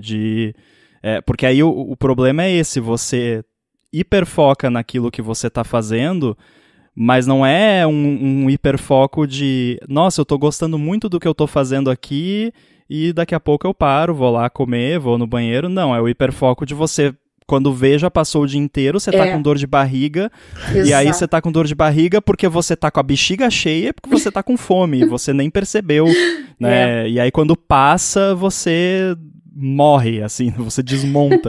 Então, realmente não é uma coisa saudável, e aí você negligencia, que palavra complicada, você negligencia outros aspectos da vida, né? Tipo, tem a louça pra lavar ali, né? Se eu não lavar, ninguém vai lavar. Quer dizer, agora eu tenho o Rafa também, que o Yoshi não lava a louça ainda, a gente não ensinou pra ele. Mas, né, e até por isso que pra mim também funciona, e isso é um aspecto mais do TEA, ter uma rotina.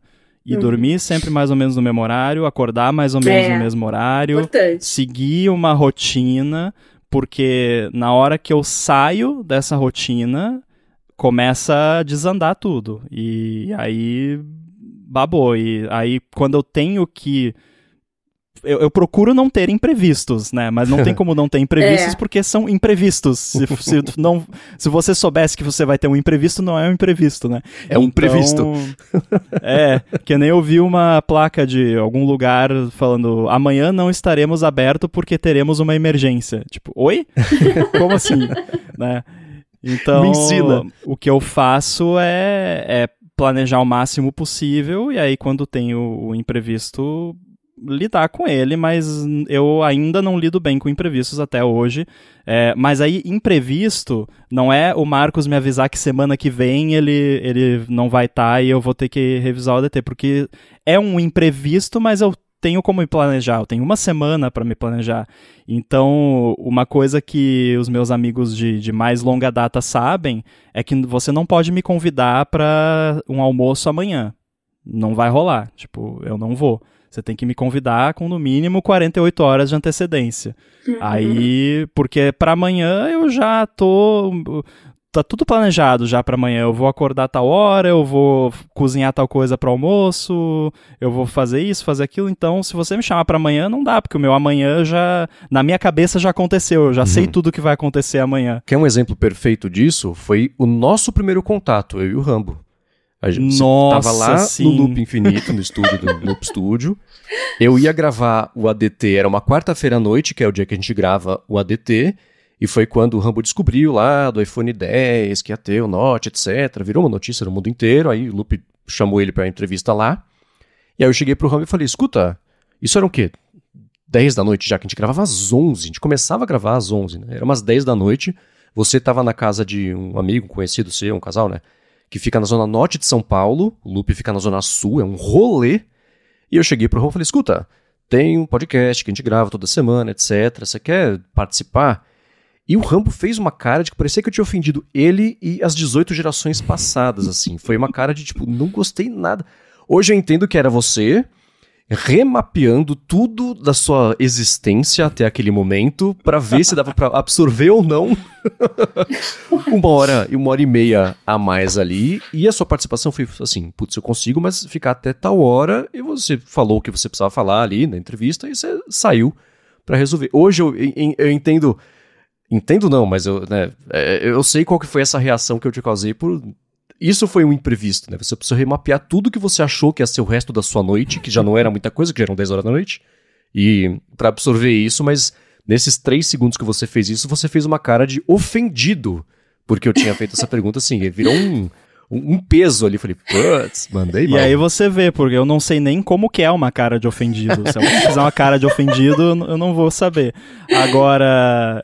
E aí é engraçado, porque esse seu relato tem muitas pessoas que podem dizer assim, não, mas eu também, né, não ia gostar e tal, pô, tô com sono já. Mas não é porque eu tava com sono, não é porque eu tava cansado, não é porque eu não gostei de você, não é porque eu não gosto de participar de podcast, porque eu adoro, é porque mudou a rotina, só isso, né? E aí, pra uma pessoa neurotípica, isso é besteira, né?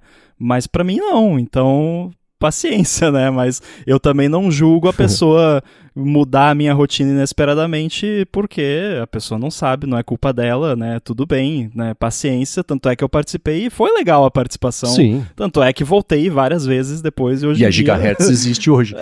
Pois é. Então, e aí por isso, inclusive, que tem essa questão que a Bia falou, da questão das amizades, né? Porque... às vezes o primeiro contato que você tem com a pessoa é numa situação inesperada, né, como essa. Aí, se o Mendes fosse o tipo de pessoa que, tipo, pô, que cara escroto, né, não foi com a minha cara, não sei o quê, ele talvez não ia mais fazer contato comigo depois. Como ele é mais de boa com isso, né, e não se ofendeu, diferente de como eu pareci, né, aí... beleza, mas eu já tive situações assim de ter um primeiro contato com a pessoa não foi com a minha cara, provavelmente por bons motivos, porque do ponto de vista dela eu tava sendo, né, não tava sendo simpático, basicamente, e acabou por ali, né, assim como eu tenho muitas amizades de anos e inclusive muitas dessas amizades estão sendo diagnosticadas agora, né, e aí você entende também a questão da comunicação. E eu descobri, por exemplo, recentemente, eu tenho um amigo e ele tem um irmão, e eu tive pouco contato com o irmão dele. E aí esse amigo tava conversando comigo e falou, cara, você sabe que o meu irmão acha que você não gosta dele? Eu falei, por quê? O que eu fiz? Né? Tipo, a gente se encontrou umas 2 vezes e ele já acha isso, né? Então acontece. É. E você, Bia, já teve situações assim? Já, muitas. A gente... como o Rambo falou aquela hora, como é que é a cara de espantado, como é que é a cara de... né, a gente não sabe, né, como é que a gente reage a determinados estímulos, né, mas eu mantenho as minhas amizades assim, muito no mundo virtual, porque me deixa menos exausta do que no mundo real. E o motivo principal de eu ter feito todos esses diagnósticos, esses testes, é porque a minha doença eu tenho uma doença autoimune que está muito descontrolada. E quando eu fui fazer a biópsia das lesões, o médico falou que eu estava em sofrimento mental. Ele sabia tudo que eu fazia, quem eu era, e ele foi a primeira pessoa na minha vida, né, poucos meses atrás, que cantou a bola que eu pudesse ter altas habilidades, porque ele teve esse diagnóstico de altas habilidades e superdotação. Só que ele era de uma família, ele é descendente de japoneses e tal, então eles são... Os japoneses enxergam as coisas muito diferentes, né? Ele foi orientado, apesar de ele ser bem mais velho que eu, ele recebeu orientação, estímulo, encaminhamento adequado, então ele conseguiu desenvolver essas habilidades, ele acabou indo para a área de medicina, de cirurgia, e até ele auxilia aí em empresas, né, no desenvolvimento de dispositivos cirúrgicos e tal. Então ele é uma pessoa que teve um direcionamento muito legal. Mas ele foi a primeira pessoa a cantar a bola que o descontrole da minha doença tinha um fundo de descontrole psíquico também. Então eu espero agora que... Eu tô aprendendo muita coisa com o Rambo aqui, para mim é tudo muito novo, né? Que eu saiba controlar e enxergar melhor os pontos positivos, porque eu sempre tendo a ver o lado mais negativo das coisas, né? Então, como disse uma amiga, né? Eu falei de algumas qualidades que ela disse que, nossa, mas isso é quase um superpoder, né? Eu tenho uma memória de longo prazo muito boa. Eu realmente fiz vestibular, fiz Enem, estudando em 3, 4 meses, porque se eu sento e eu escrevo, eu não esqueço mais. É uma coisa, assim, realmente impressionante. Eu soube usar isso na minha vida, mas eu quero usar isso melhor agora que eu sei que isso é uma qualidade. Então esse é um desafio constante do dia a dia, trabalhar os pontos fracos, tentar superar os pontos fracos, e eu sou prolixa, assim, porque eu sou muito entusiasmada por ter múltiplos assuntos de interesse, então eu falo muito, e eu vou ter que fazer terapia para isso, já estou ciente, mas ao mesmo tempo reconhecer os pontos fracos também, os pontos fortes também, e usar ao seu favor. É um desafio, né, Rambo? Você nunca aprende tudo de uma vez só, né? É um aprendizado contínuo. Você falou do superpoder, aí eu lembrei da frase do tio Ben, né? Com grandes poderes vem grandes responsabilidades. Acho que a gente pode reescrever, né, para esse contexto, com grandes poderes vem grandes comorbidades, né? E, inclusive, essa questão que a Bia levantou, da questão autoimune e tal, existem comorbidades do TEA que são físicas, orgânicas, que você pode ter. Tem questão de hipermobilidade que algumas pessoas têm, né? Que as juntas... Eu tenho você isso. Tem? Esse eu não tenho.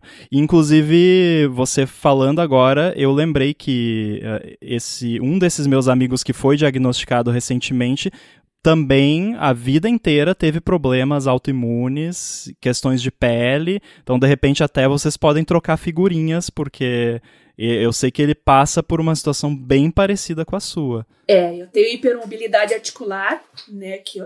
A minha doença autoimune se chama artrite psoriásica, né? Mas existe uma outra síndrome das pessoas, aquelas pessoas que se dobram dentro de uma caixa. Se eu não me engano, é síndrome de Ehlers-Danlos, uma coisa assim. Mas isso é outra síndrome. Agora, um pouco de hipermobilidade articular é comum em pessoas na minha condição, e eu não sabia que tinha relação, às vezes, com autismo. Na minha infância, eu era o xodó da professora de balé, porque eu conseguia fazer todos aqueles movimentos com uma facilidade absurda.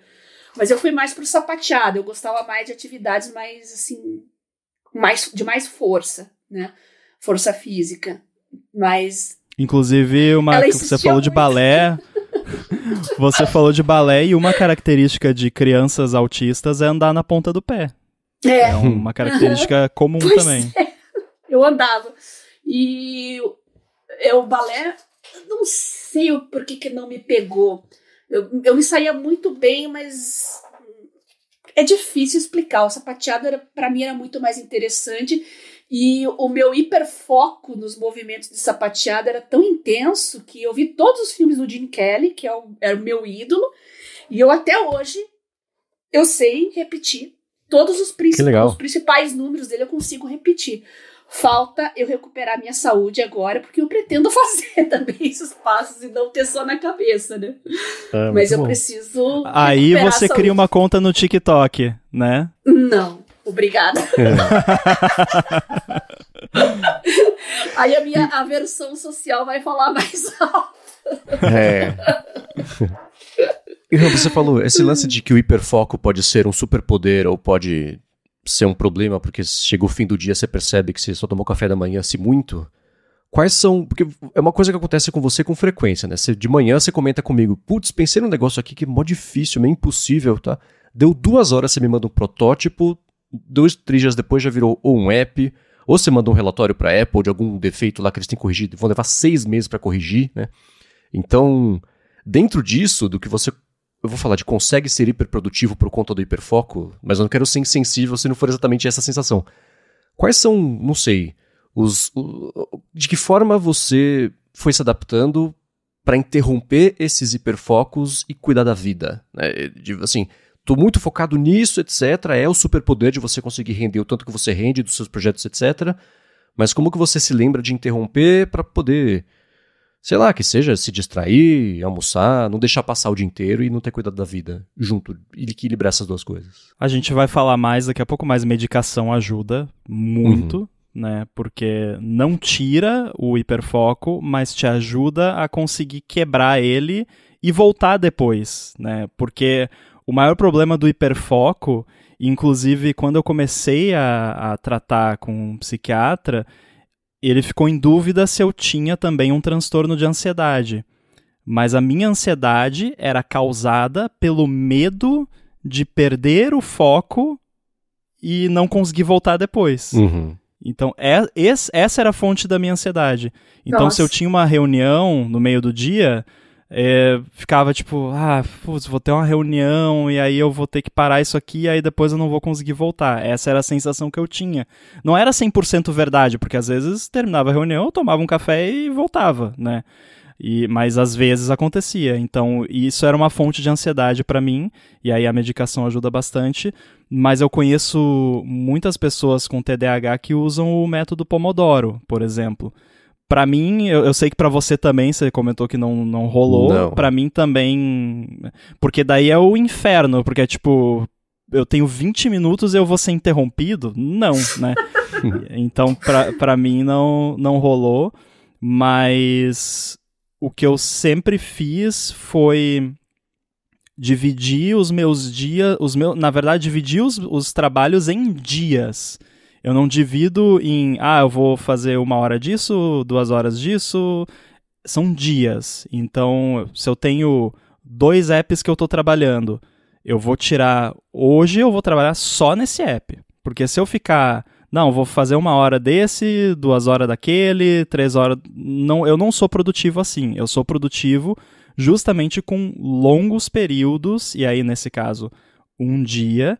E aí, no meu caso, assim, pode parecer trapaça, mas eu só consegui resolver, de fato, essa questão do hiperfoco com medicação. Eu não consegui resolver... Eu realmente, sem a medicação, eu faço aquele hiperfoco que não é saudável, que a gente comentou antes. Sou produtivo e tal, mas acabo deixando algumas petecas caírem aí no meio do caminho, né? E aí, medicado, eu consigo interromper, fazer o que tem que fazer, voltar, hiperfocar de novo e assim vai, né? Mas então, no meu caso, só resolveu com medicação. Eu ainda vou pro psiquiatra, ainda vou pra terapia, ainda não comecei. É uma situação que me tira muito dos eixos. Eu também gosto de ter a semana bem planejada. O Rambo tem 48 horas de prazo para você marcar o almoço com ele, comigo é 1 semana. Porque o 48 horas é o mínimo, né? Se for 1 semana, melhor ainda. Eu planejo a minha semana geralmente no domingo e já fecho os meus blocos de tempo ali. E o que aparecer durante a semana vai ficar para a semana que vem. Não gosto de cortar minha rotina, tirar do meu fluxo, assim, é uma coisa terrível para mim. E a gente tá em greve na federal agora, né? Nossa, o que isso tá me tirando dos eixos, assim, é horrível. Ter tudo planejado e, de repente, alguma coisa que sai do seu controle é uma fonte de sofrimento para mim. E eu vou ter que trabalhar isso com terapia também, porque eu não sei lidar com imprevistos, não. E falando sobre medicação, disclaimer óbvio, né? Tudo isso sempre com acompanhamento, Claro. etc. Todo mundo sabe do que estamos falando aqui, né? Cuidado, responsabilidade e a automedicação, uma situação dessa, nem pensar. Tá? Dito tudo isso, sejam responsáveis pelo amor de Deus, como é que tem sido para você, como é que foi a adaptação de, antes você tinha os seus métodos sem medicação para lidar com distrações e com hiperfoco e com os imprevistos e tentar a produtividade no meio disso tudo, e você mesmo falou, depois que passei a ter as medicações, isso mudou. Como é que foi essa adaptação? Você sente, não o efeito, mas ainda assim, a diferença? Você reconhece a diferença que isso causa em você com e sem medicação? Como é que foi essa adaptação? Sim, eu acho importante expandir esse disclaimer porque tem, infelizmente, hoje em dia, um abuso dessas medicações que são usadas para TDAH, porque a maioria delas são anfetaminas, né? Então é uma droga, né? De fato, não é uma aspirina, não é brincadeira, você precisa de um acompanhamento, a dosagem tem que ser muito bem controlada, porque tem vários problemas colaterais que pode causar, e cada pessoa reage de uma forma diferente. Tem pessoas que um medicamento funciona, o outro não. Tem pessoas que tentam todos e nenhum funciona. Tem pessoas que os efeitos colaterais são tão fortes que o benefício acaba não valendo a pena.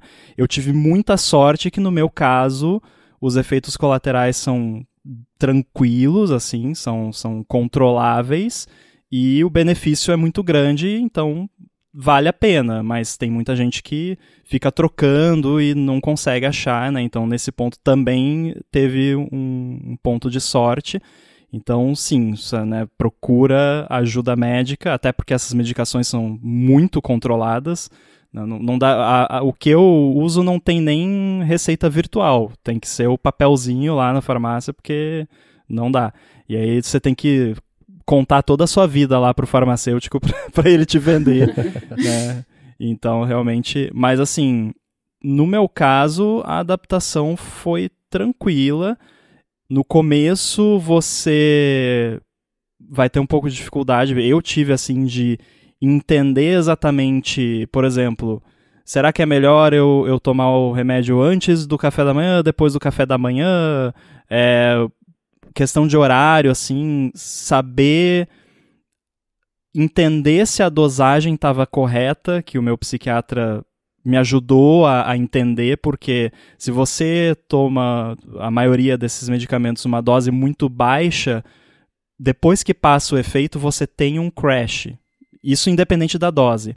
Mas se você toma uma dose muito baixa, você vai ter esse crash, que é tipo um cansaço, uma sonolência no meio da tarde, por exemplo, né? Que foi o que aconteceu quando eu comecei com uma dosagem mais baixa, e aí eu tomava medicação ali umas 8 da manhã, ali às 3 da tarde dava um sono, assim, uma canseira, e aí, né, levei isso para o psiquiatra, então vamos aumentar um pouquinho aqui, e aí depois, até hoje, né, pode causar dependência química, dependência psíquica. No meu caso, não aconteceu, porque já aconteceu problemas de fornecimento dessa medicação, inclusive por conta de abuso, né? Por isso que eu fico tão irritado com isso, né? Porque daí quem precisa não tem acesso, né? E aí eu tive que ficar um tempinho sem, trocar e tal, e sobrevivi, né? Então não fiquei passando mal, né? Eu sei que tem gente que, se fica um dia sem a medicação, tem abstinência, passa mal, fica com dor de cabeça, enjoado e tal. Eu não tive nada disso.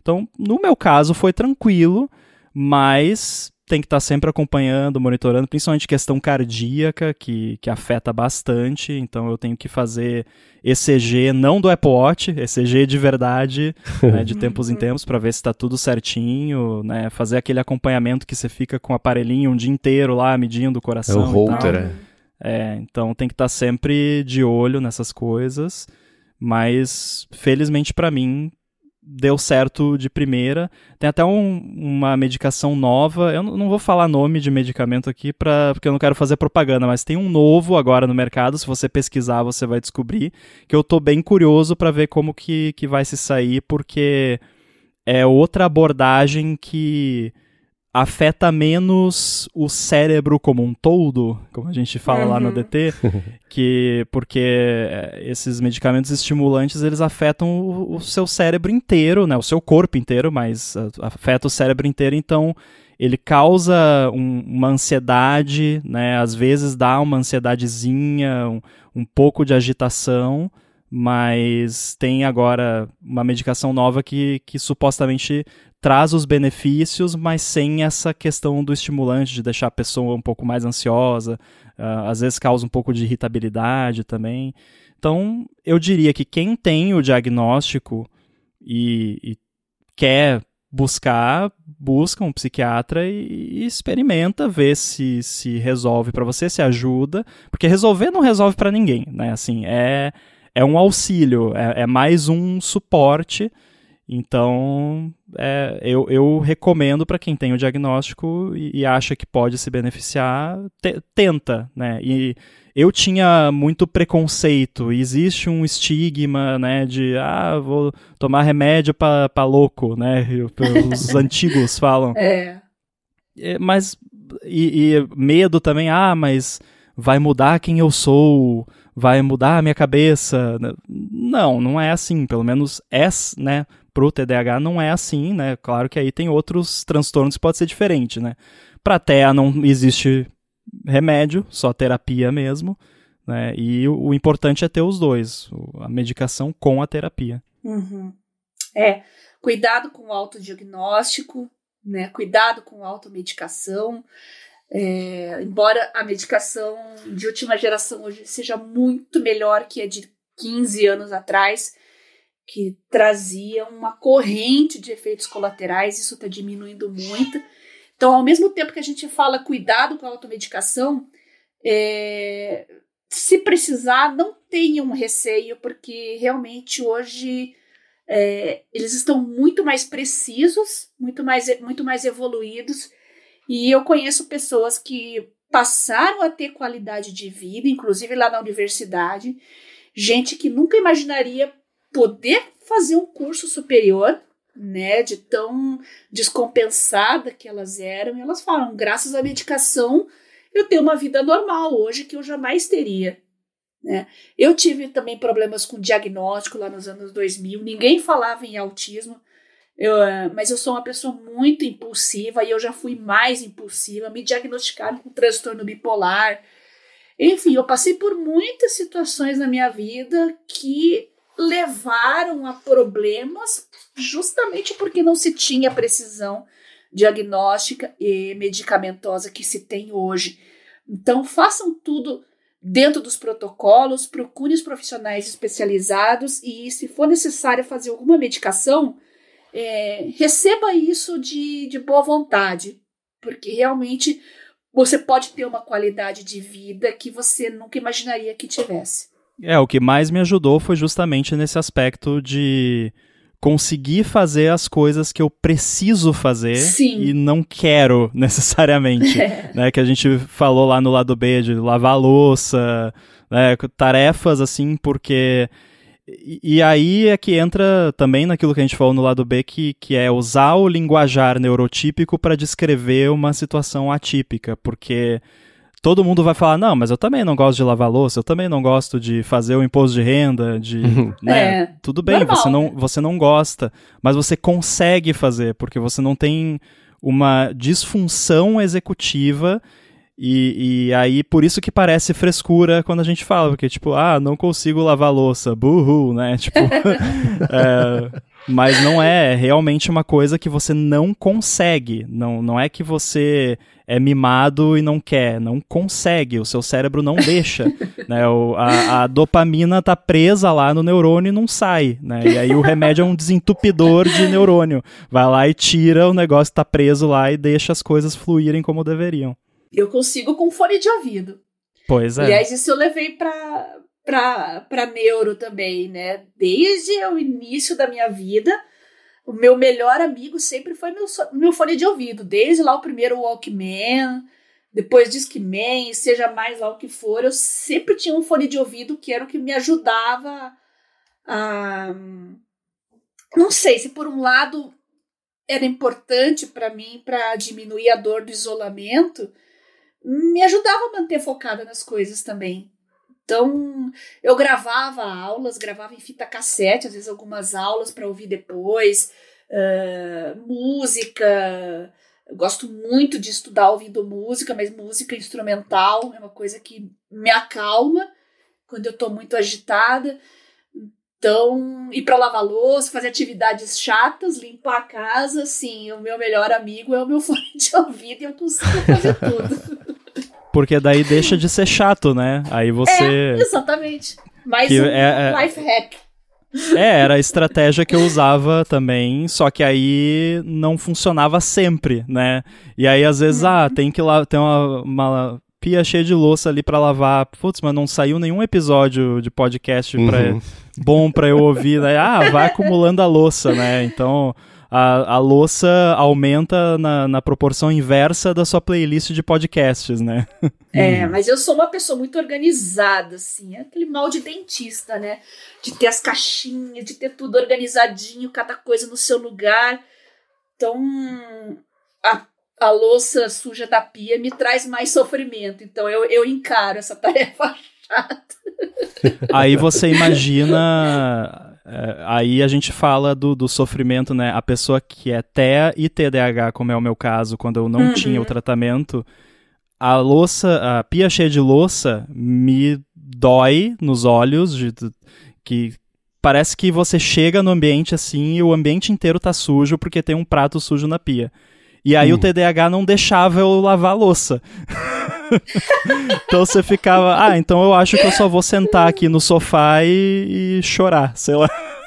E fazer nada. Duas coisas, Gambo, só duas coisinhas pra te trazer paz de espírito.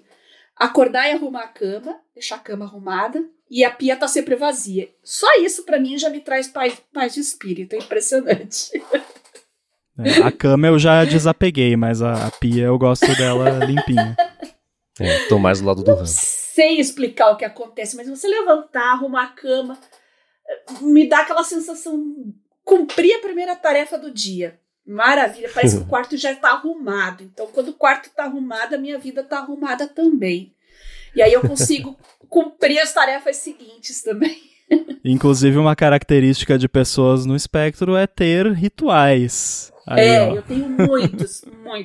Eu também. Muitos. Eu nunca imaginei que isso foi uma coisa tão normal na minha vida, a ponto de me incomodar com as pessoas que eu convivia, que eu me relacionei, de elas não terem rituais como eu tenho, né? Isso me perturbava demais. Quem convivia comigo e não tinha rituais, eu achava que ela tinha problema e não eu. O Marcos é o verdadeiro herói aqui da Gigahertz, porque ele dá com tanto neurodivergente. E na área de programação tem muito neurodivergente, né? Justamente pelo caráter do trabalho, né? Por questão de vocação. E eu percebo, assim, muita gente está vindo me procurar, né? Com diagnósticos também. Geralmente pessoas da área médica, científica, computação...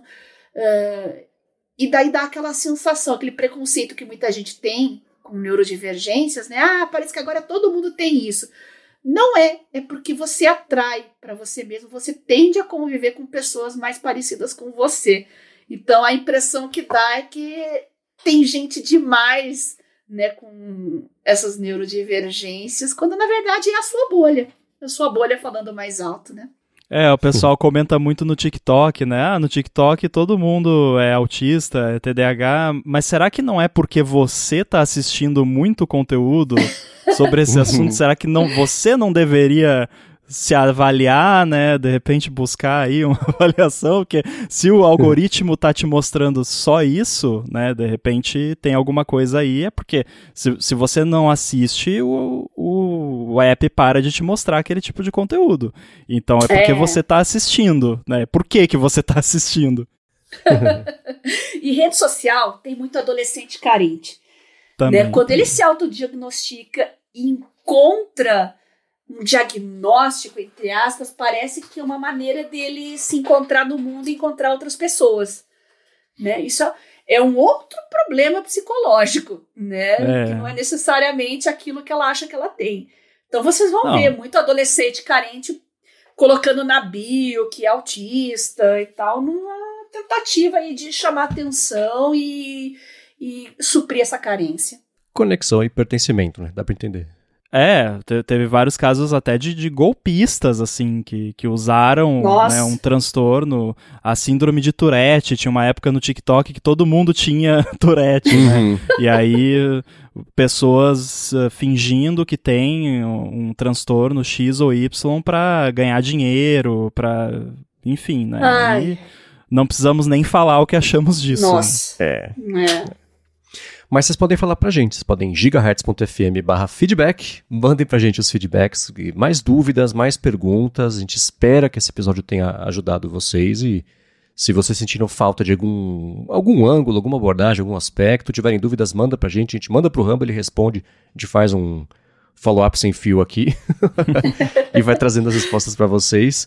Quero, é claro, agradecer a todo mundo que ajudou o Área de Trabalho a chegar a esse 100º episódio, vocês que escutam, que avaliam, que recomendam, que ajudam mesmo a gente chegar cada vez mais longe. Agradecer a ExpressVPN pelo patrocínio do episódio de hoje, a você, Rambo, por ter doado o seu tempo, e foi relativamente imprevisto, hein? Eu respeitei por pouco os 48 horas aí de prazo para você vir participar aqui. Obrigado pelo seu tempo e pelo que você compartilhou com a gente. Valeu, tranquilo. Tava dentro do prazo ainda e eu consegui abrir essa exceção. Se o pessoal quiser falar com você, faz como? Eu tô no mastodon.social, @inside, e também no Área de Transferência e no Olá Mundo aqui na Gigahertz.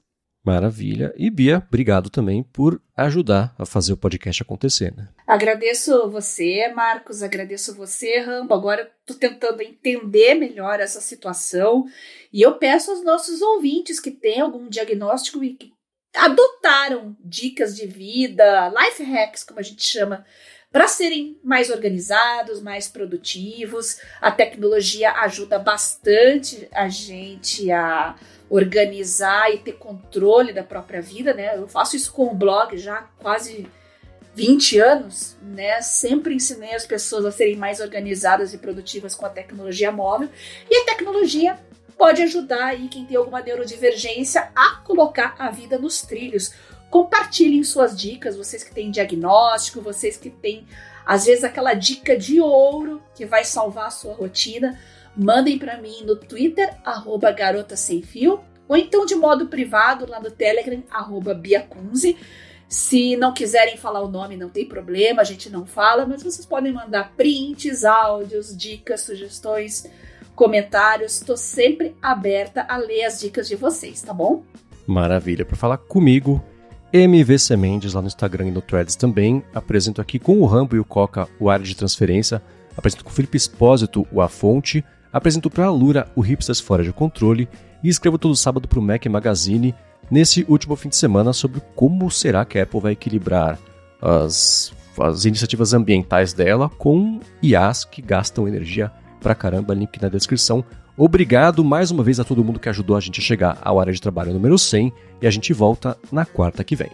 Obrigada a todos por ter chegado junto com a gente no número 100, é um marco mesmo. Obrigada, Rambo, por prestigiar o nosso 100º episódio e até semana que vem.